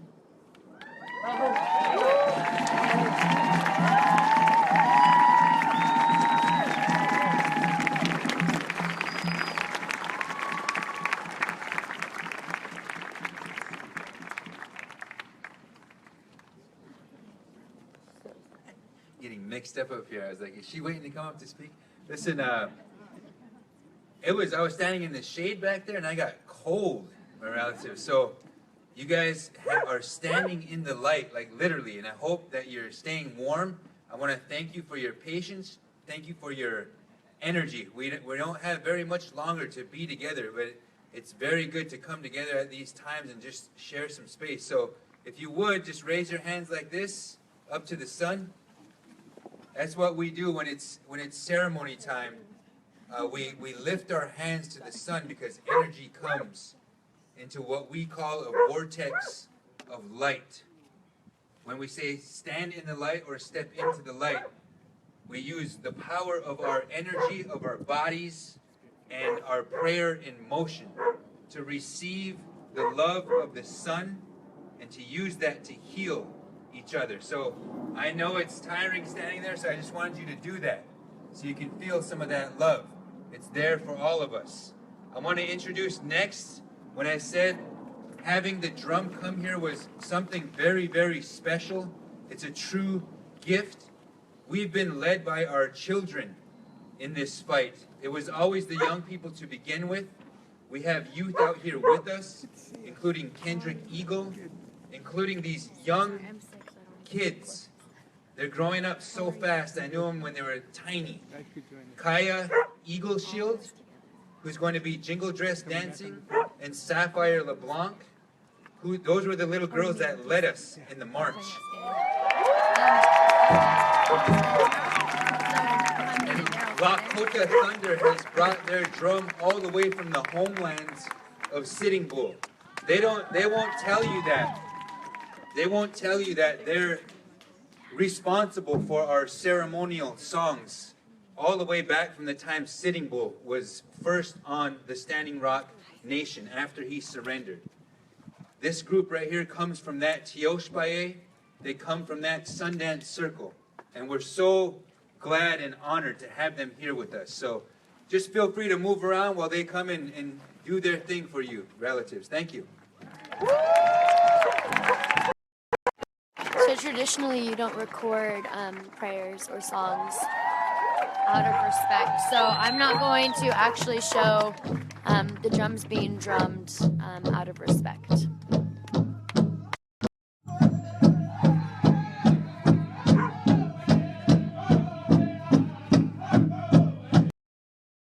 I'm going to keep my phone down here, but feel free to listen and pray along with us.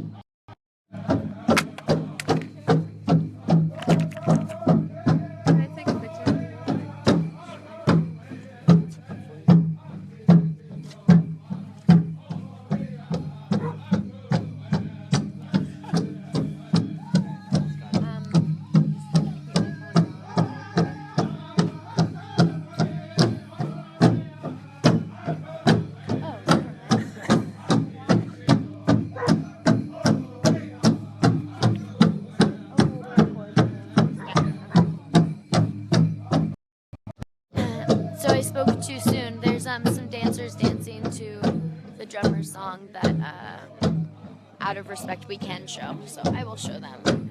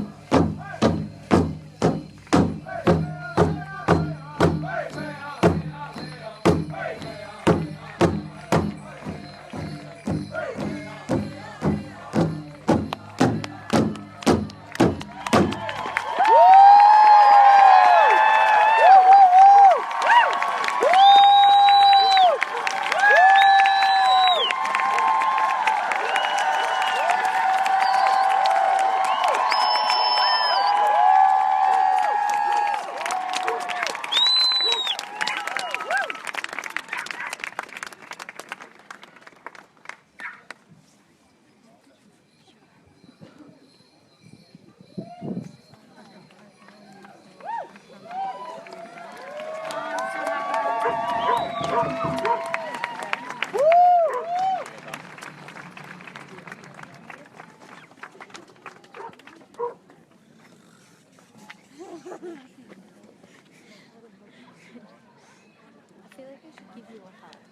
would love to. How about one more big round of applause for that? That was incredible.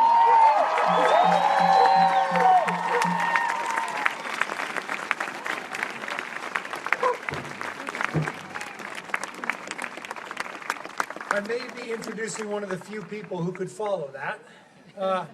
The next speaker has made a life out of breaking the rules. She's been kicked out of high school for arguing with the nuns about the canons. She was fired as an elementary school teacher for having her students write Mother's Day cards to Trayvon Martin's mom. And currently, she is the founding director of the Museum of Impact, which is the world's first mobile social justice museum. In all of these roles, a real focus of her career has been about helping people share stories and catalyze change. So Monica Montgomery will come up to talk to you about how a movement is rising. And this is a moment in history when you need to choose which side you are on. Please welcome Monica O. Montgomery.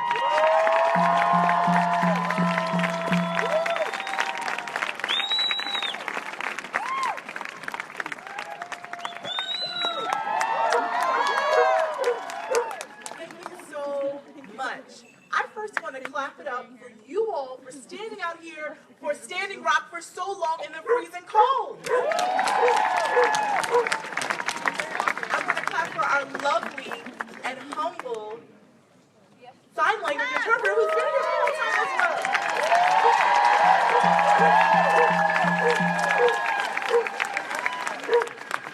We all play a part in this movement, and I want to honor your intention for being here today.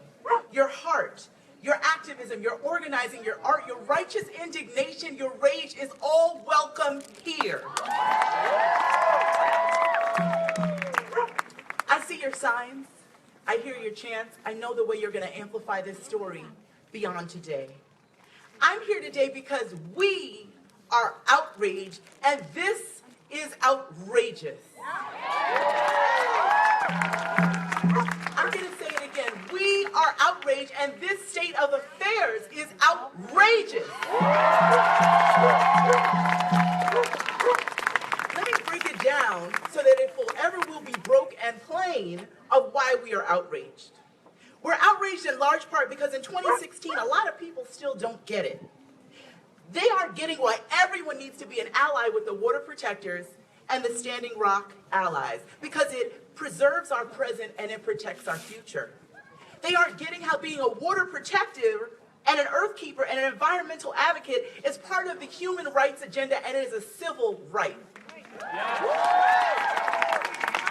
They aren't seeing how important it is that Native Americans and indigenous people fight for their land, define their rights as sovereign nations, and get the restorative justice and reparations the government promised them centuries ago, but that hasn't happened. This moment in our history is a little dark, but we're bringing light to it. America's full of a lot of business tycoons, a lot of bullies, a lot of aggressive people that are trying to marginalize us all. But we will win.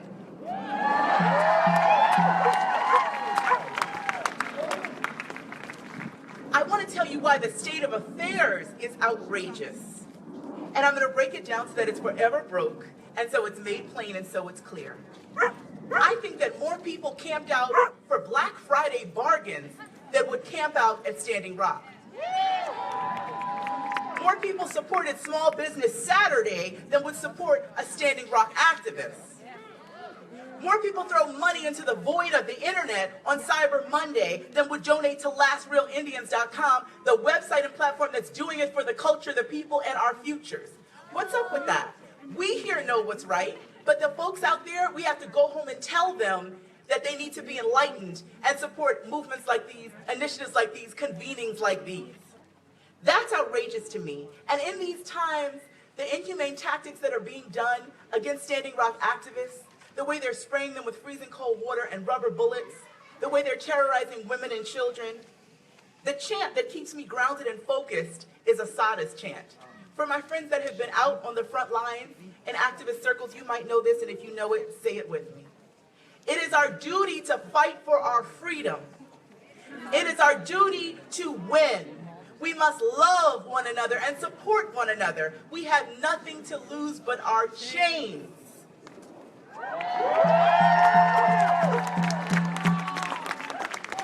As we use our influence, as we use our power, as we use our presence, as we use our mindfulness to continue standing with Standing Rock, it's important to think about ways we personally can make change, to keep the consistent organizing and the levels of activism up and high so that they feel and hear our cry in the highest forms of government. Native American water protectors and other allies are out there fighting hard, putting their self in harm's way. And they're demonstrating and they're challenging elected leaders. And we have to also challenge those elected leaders in our home states. It's not just in South Dakota. We have to make every elected leader, every politician, everyone who says they stand for the people needs to be standing with Standing Rock and feeling this pain. There's nothing new under the sun, and history often repeats itself. But when these new forms and flavors of injustice come, and this environmental terrorism rears its ugly head, we have to organize and strike and prevail. It's incumbent on us in our words and our thoughts and our deeds to support the efforts that are here today, to support the Water is Life movement. Continue to wholeheartedly get behind movements and initiatives for our liberation. Consistently use your presence to disrupt violence and bias and speak truth to power. Most of all, defend our land. All of this is our land. It's not just Standing Rock. A lot of the land is threatened. A lot of the rights and the liberties are threatened. And it's our communal land that sustains us, and we're gifting to the next generation, and they're going to inherit these problems, and we have to fight it now so that by the time our children's children come, we won't still be enduring this capitalistic, greedy mess. It's really important that we find this through line in our shared humanity, realizing that the water protectors' fight is our fight, realizing that now's the time to act with integrity and be on the right side of history, realizing that the spirit of what's transpiring in South Dakota is a spirit of resistance, and it's radiating all across America, all across the world, in uprisings and boycotts and sit-ins all across everywhere, and it's not going to stop.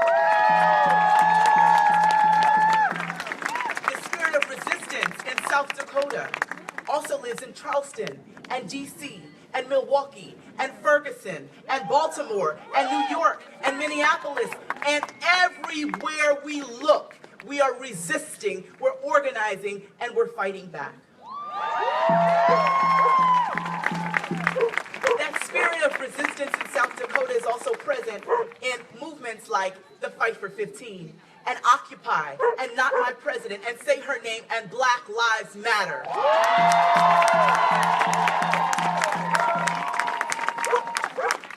It's up to us, to you and I and we, to keep this going. Continue protesting, boycotting, rallying, petitioning, performing, educating, donating, creating, retweeting, sharing, and resisting. Power concedes nothing without a demand. This is the moment we make our movement rise. Standing Rock is our movement, Water is Life is our movement, and the movement is rising. Thank you.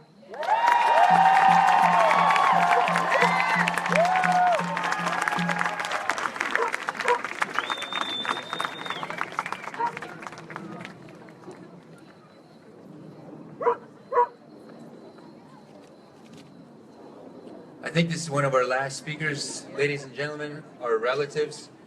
She is the mother of one of the jingle dress dancers that was up here. She is a Lakota language learner, a Lakota language teacher. She now works in our education department. She's a Bush Foundation Native Nation rebuilder. She taught my daughter how to talk Lakota. She's reclaiming her native tongue. She's a leader, a powerhouse in her own right, one of the founders of the school at the Ocheti Shakowi camp on Standing Rock.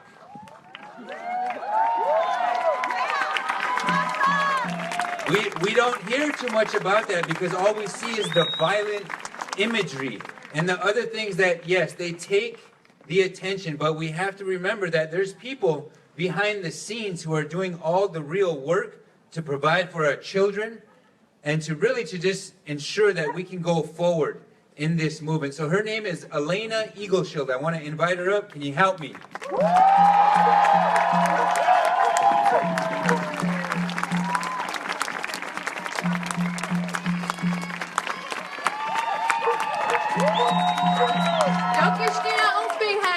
That means, how are you all? Elena Eagleshield and Machiapi. You had Chante or Shenape Chuzapi. Was the Akta Lakota Makocheki. Ian was Slata Kichta Haska Mataha. Michinchiki Num Nanupi Lila Tewichawaki Hila. Language specialist, Language and Culture Institute Ekta Woshi Chamu, now language specialist Hamacha. So what I said was, my name is Elena Eagleshield and I'm from Standing Rock. I have two beautiful kids, one who I brought with me that I'm very, very thankful for and that I love very much. I'm currently the language specialist on Standing Rock.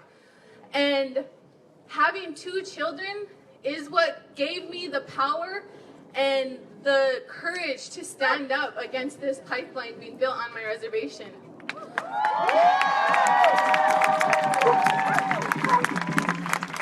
On August 12th, we didn't have nowhere near this many people there. It was a handful of people that was there at the very beginning. And we were outnumbered for sure. There was carloads of cops showing up to protect these pipeline workers. And I decided on August 12th that I wasn't going to let that machinery through, and I sat on the road and I got arrested.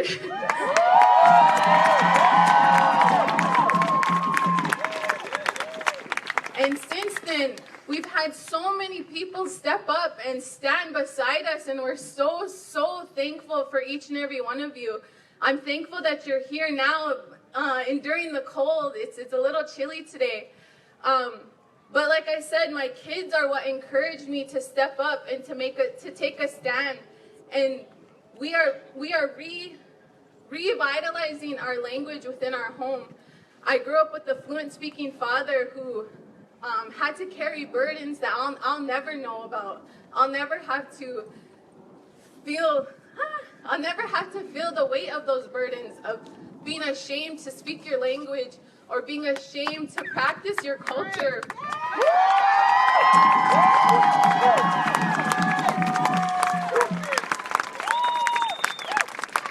So when I had kids, I decided that I wasn't going to give them that option to learn it or not, that I was going to teach them.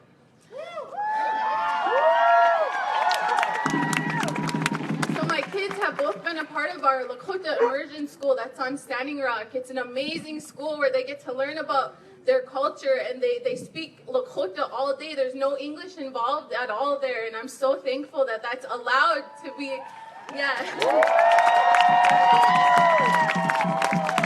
I'm so thankful that that's allowed to happen in this day and age, because it wasn't too long ago, in 1978, when we were finally giving the Native American Indian Religious Freedom Act, where we could speak our languages in public, where we could practice our culture and pray out in public.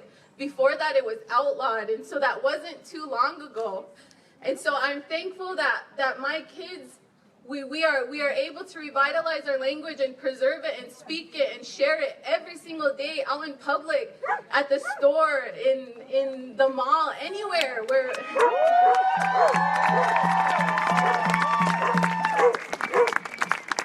And so that's why this movement is so important, because we are taking a stand, because we know what that freedom feels like now.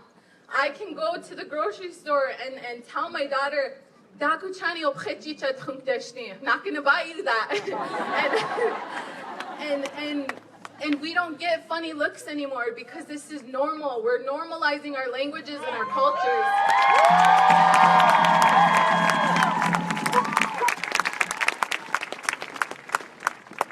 And I'm so thankful that my children get to see this movement, because we've heard stories of this happening someday. We've grown up on stories about our people, that our people will gather again. The prophecies that we've grown up learning is that our people will gather again the way that we have at the camp, that our people will bring all people of all races together again for an amazing movement, and that's happening. And I'm so thankful.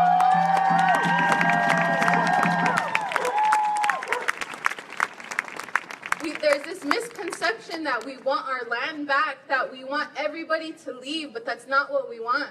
What we want is for all races and ethnicities to stand up for us, stand with us, and speak up for us. And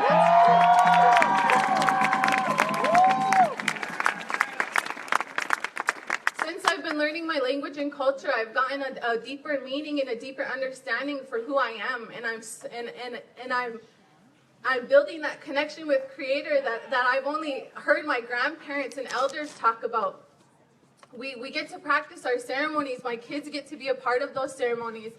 And my dad, he didn't teach me, but like I said, he had to carry burdens that I'll never have to carry.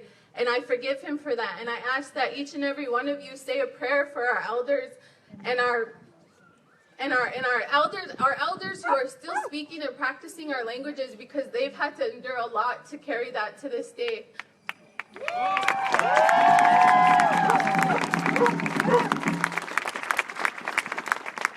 So in that, we are, with this movement, we're redefining what success means to each and every one of us, especially indigenous communities, especially reservations. We've endured so much oppression, genocide, relocation, boarding schools, the list goes on, and we're finally standing up against this injustice to indigenous people.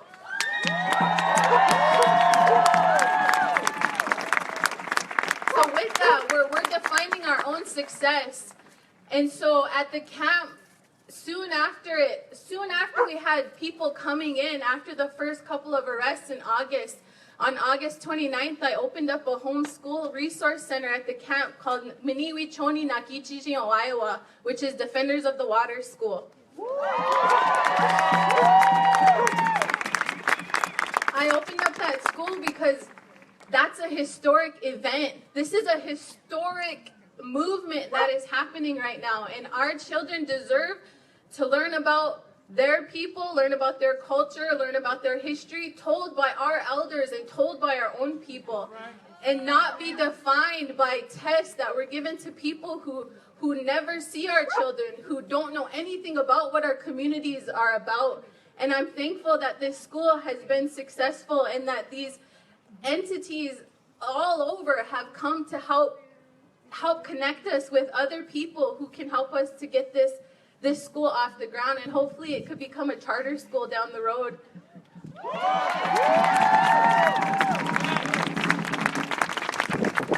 So again, I just want to thank each and every one of you for being here. I know it's cold. I know that each and every one of you have good hearts, and you guys are thinking of our people back home. So I ask that you keep them in your prayers and your thoughts, and thank you for being here.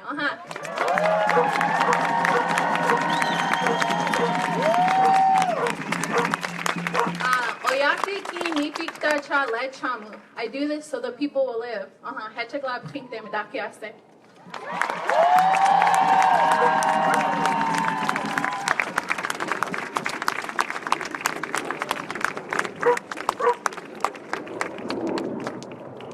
Okay, my relatives, we are at the end. We've taken up a great deal of your time. We try to plan these things, and they never work as planned. But I want to thank everybody for staying here this long. I have a couple of special guests that I'm going to ask come up and stand by me. I don't know if you've ever seen the Divergent series or The Fault in Our Stars. or Snowden. I don't know if you've ever seen The Perks of Being a Wallflower, or Fantastic Beasts, the #1 movie in the world right now. But these people have lent their platforms. They're very, very careful of walking a line in our country, in our pop culture. The concept of celebrity is one that we have to be very mindful of. And these people, these human beings who happen to be celebrities, who happen to lend their platform to the struggle in a very, very real way, not including Shailene and Ezra, but the Dave Matthews Band, who is responsible for what happened here today. We're talking Mark Ruffalo, Susan Sarandon, Jane Fonda, Taboo of the Black Eyed Peas, Reverend Yearwood.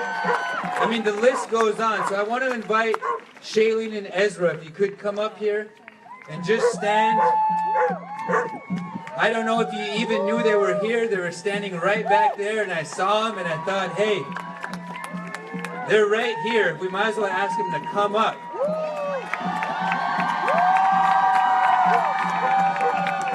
So I want to let Shailene share a few words, and just to tell you what we're trying to do. We're trying to do many things, including a bank exit, including divestment. It's going down, so I want to give her some of our time, ladies and gentlemen. Hi, everybody. How many of you, just by a show of hands, have been to Standing Rock? That's great. How many of you feel like you want to go to Standing Rock, but you don't necessarily know if it's the right choice for you, or because of your lifestyle constrictions, you're not sure if you're able to make it? That's a lot of us, right? A lot of us want to be there on the ground, and I'm sure it's easy to feel helpless when you're not at Standing Rock. How can I participate? How can I help continue the momentum and stand in solidarity with those who are on the ground? And there's a lot that we can do. It's beautiful and it's wonderful, and it brings me to tears to see everyone here today. But the importance of rallies like this is creating the energy and creating the momentum that we need, so that when we all go back into our insular lives and we all go back to our own little bubbles, we keep the integrity and we keep the excitement that we've garnered today with us, and we spread it. And the ripple effect of what we all can do in our own communities is ginormous. So there's a lot of us here today, but there's even more of us who are live streaming right now. One of the #1 things we can do to stop this pipeline, if President Obama decides that he's not going to stop it, if President-elect Trump decides that he's not going to stop it, the one thing that we can guarantee is that if there's no money invested in this pipeline cannot go through. It cannot be built. And the only way to make sure and guarantee that there's no money invested in this pipeline is if we, the people, all of us here, go to our large corporate banks like Chase, like Bank of America, like Citibank, like Wells Fargo. There's a whole list. There's like 19 or 20 of them. And we record ourselves so that we can encourage our social media friends and community to do the same thing. Use the hashtag #BankExit. Get this, what is the word when it's, get this trending, and have everyone, and inspire others to do the same thing. So go to your banker. It's easy to be complacent and to want change. It's a little bit uncomfortable to actually participate in that change. But we don't have time to stay comfortable. Complacency, there's no more time for it. So if all of us here, who's with these large corporate banks? With Chase, yeah, that's a lot of hands.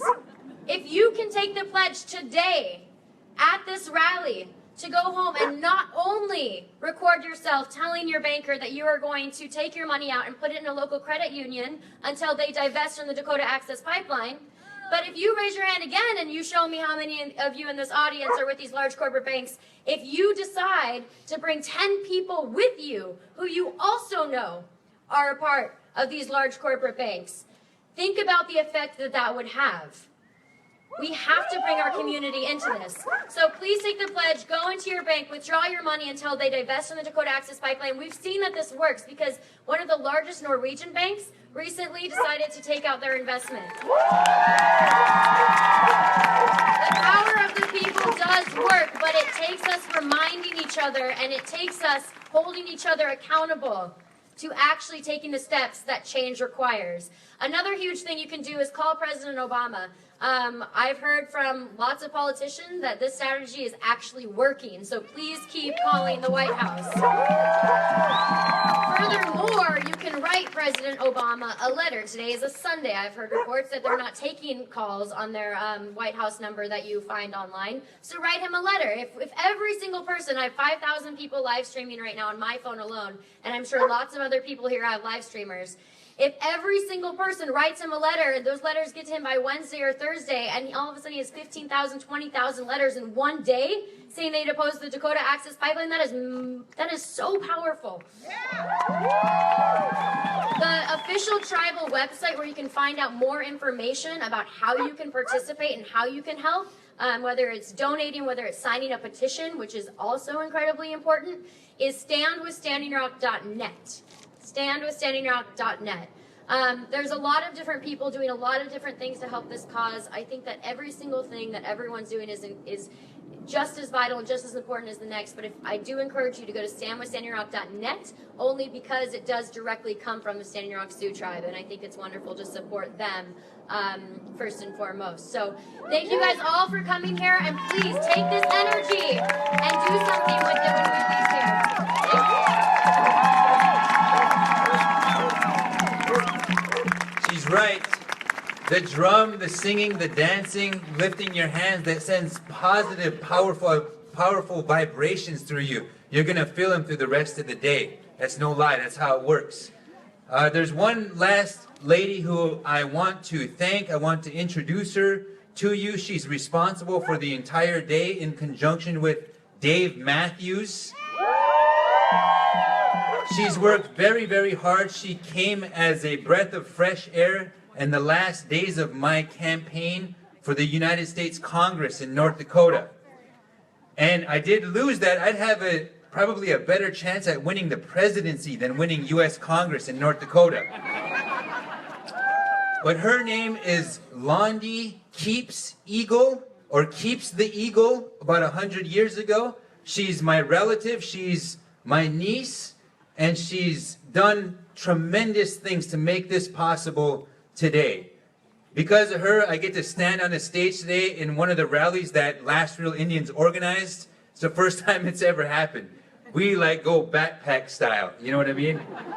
So Londi, if you would come up, please, say a few words. Thank you all so much for sharing your day with us. This was only supposed to last an hour. But those of you who stuck it out, we need your blessings. We need to share in that. Thank you.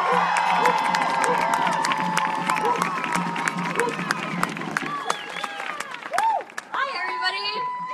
So I'm super awkward public speaking. You know, one thing that my grandma taught me was to know your place. And my place is definitely behind the scenes. So if I get really weird and awkward, I apologize. I think I'm probably already starting, but so first of all, I want to say a huge thank you. I truly am surprised that there are this many people here.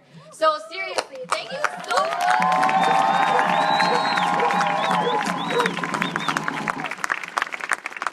I grew up in a town on the Standing Rock Reservation that's literally probably as big as the amount of people that are standing here, so I'm super amazed.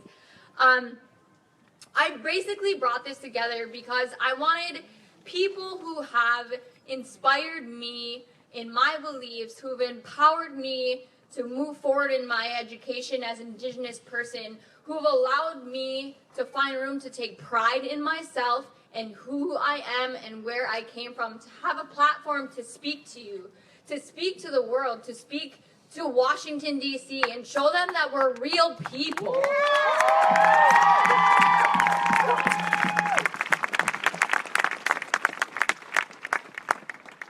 And then I'm like, ah. And that was really my main objective and my main point. You know, like Robin Kimmer, I was an intern for her in my first year in college, and she basically guided me in knowing the relationship as an indigenous person, that I have this inherited stewardship to the planet, and allowed me to find a way to communicate that to real core scientists like biologists and chemists. She's a beautiful poetic speaker.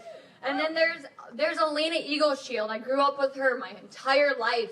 You know, and she's very humble in all the amazing things she's done, but she's truly inspiring. And she's inspired me over and over throughout my entire life.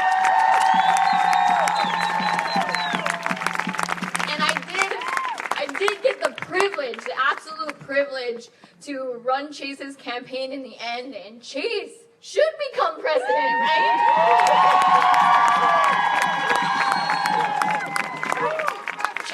Chase is like the Res Bernie, you know? He's definitely the politician that can't be bought, and so just remember his name in the future. I also really want to thank Last Rail Indians and my team. So over here is Kevin and Andrew. These young ladies helped and assisted us as well. And Bobby Joe, that's my cousin. I gotta give him props. And a special thank you again to Robbie from DC Action Lab, who nobody really, I was naive in it, really understands how difficult it is to mobilize people. And he really had us on point throughout this entire thing. And we really planned this in 2 weeks. So it's pretty crazy that everybody got mobilized like this. So I want to thank all the speakers for coming here and inspiring us and empowering us to move forward into direct actions in our own places. I really want to thank Dave Matthews personally as a person. His band is beautiful, his music is beautiful, but him as an individual is amazing. He has done so many things behind the scenes, and he never asks thanks. He's a very selfless individual, and I'm so grateful that I've had the opportunity to work with him. I would also like to thank a lady named Anne. Anne is like an organization extraordinaire. She has been the in-between between politicians, Standing Rock, Last Rail Indians, everyone, and her job, definitely goes unmentioned. And so I want to take the time to recognize her because she also is a mother of two, and that's very inspiring to me. And then there's many organizations, too many to name, that have been a part of this to make it a success, but I would especially like to give a big shout out to Wallace Global. They were a huge part in this. But most importantly, and I've been crying all day, so I'm sorry, but most importantly, I want to thank all of my friends, family, the new friends that I've met, and all of our allies that are at that camp. They have made so many sacrifices. They have given up. You know, one thing, when you're confined to the borders of North Dakota and you're feeling that constant hatred, you get discouraged. When the government is denying us our rights and ignoring the brutalization that is happening to us, you get discouraged. It's really hard to know truly what we're moving forward for when everyone around you hates you.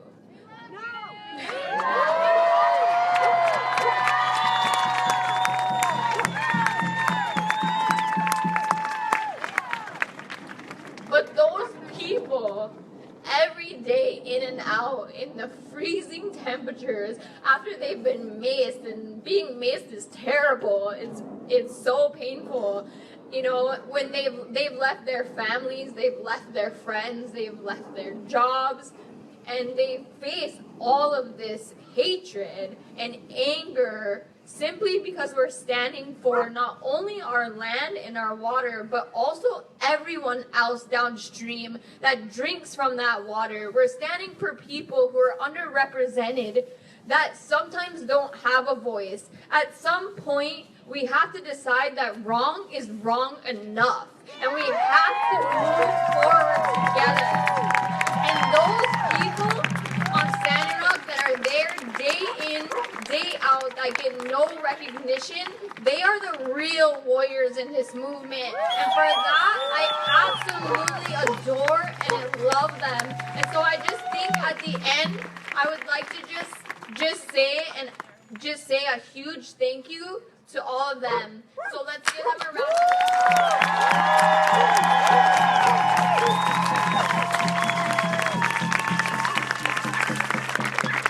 Thank you guys so much for coming. I truly appreciate it. I can like call my sisters and be like, I told you. Bye. Look, I couldn't help myself. This lady's name is Risa. She's been sign languaging the whole thing, helping to spread our message. Let's show her some love. Thank you all, ladies and gentlemen.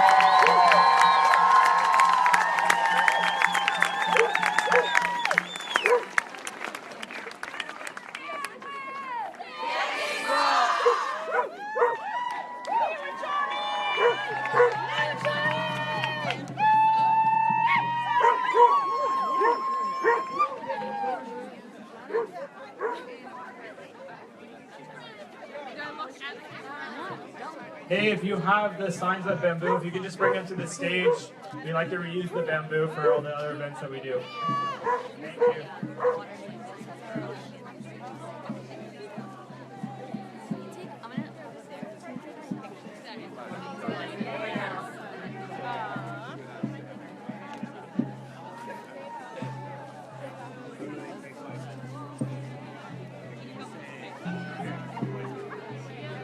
All right, that's good for now. Wait. It's not. Shay is right there. I'll get her to sign up.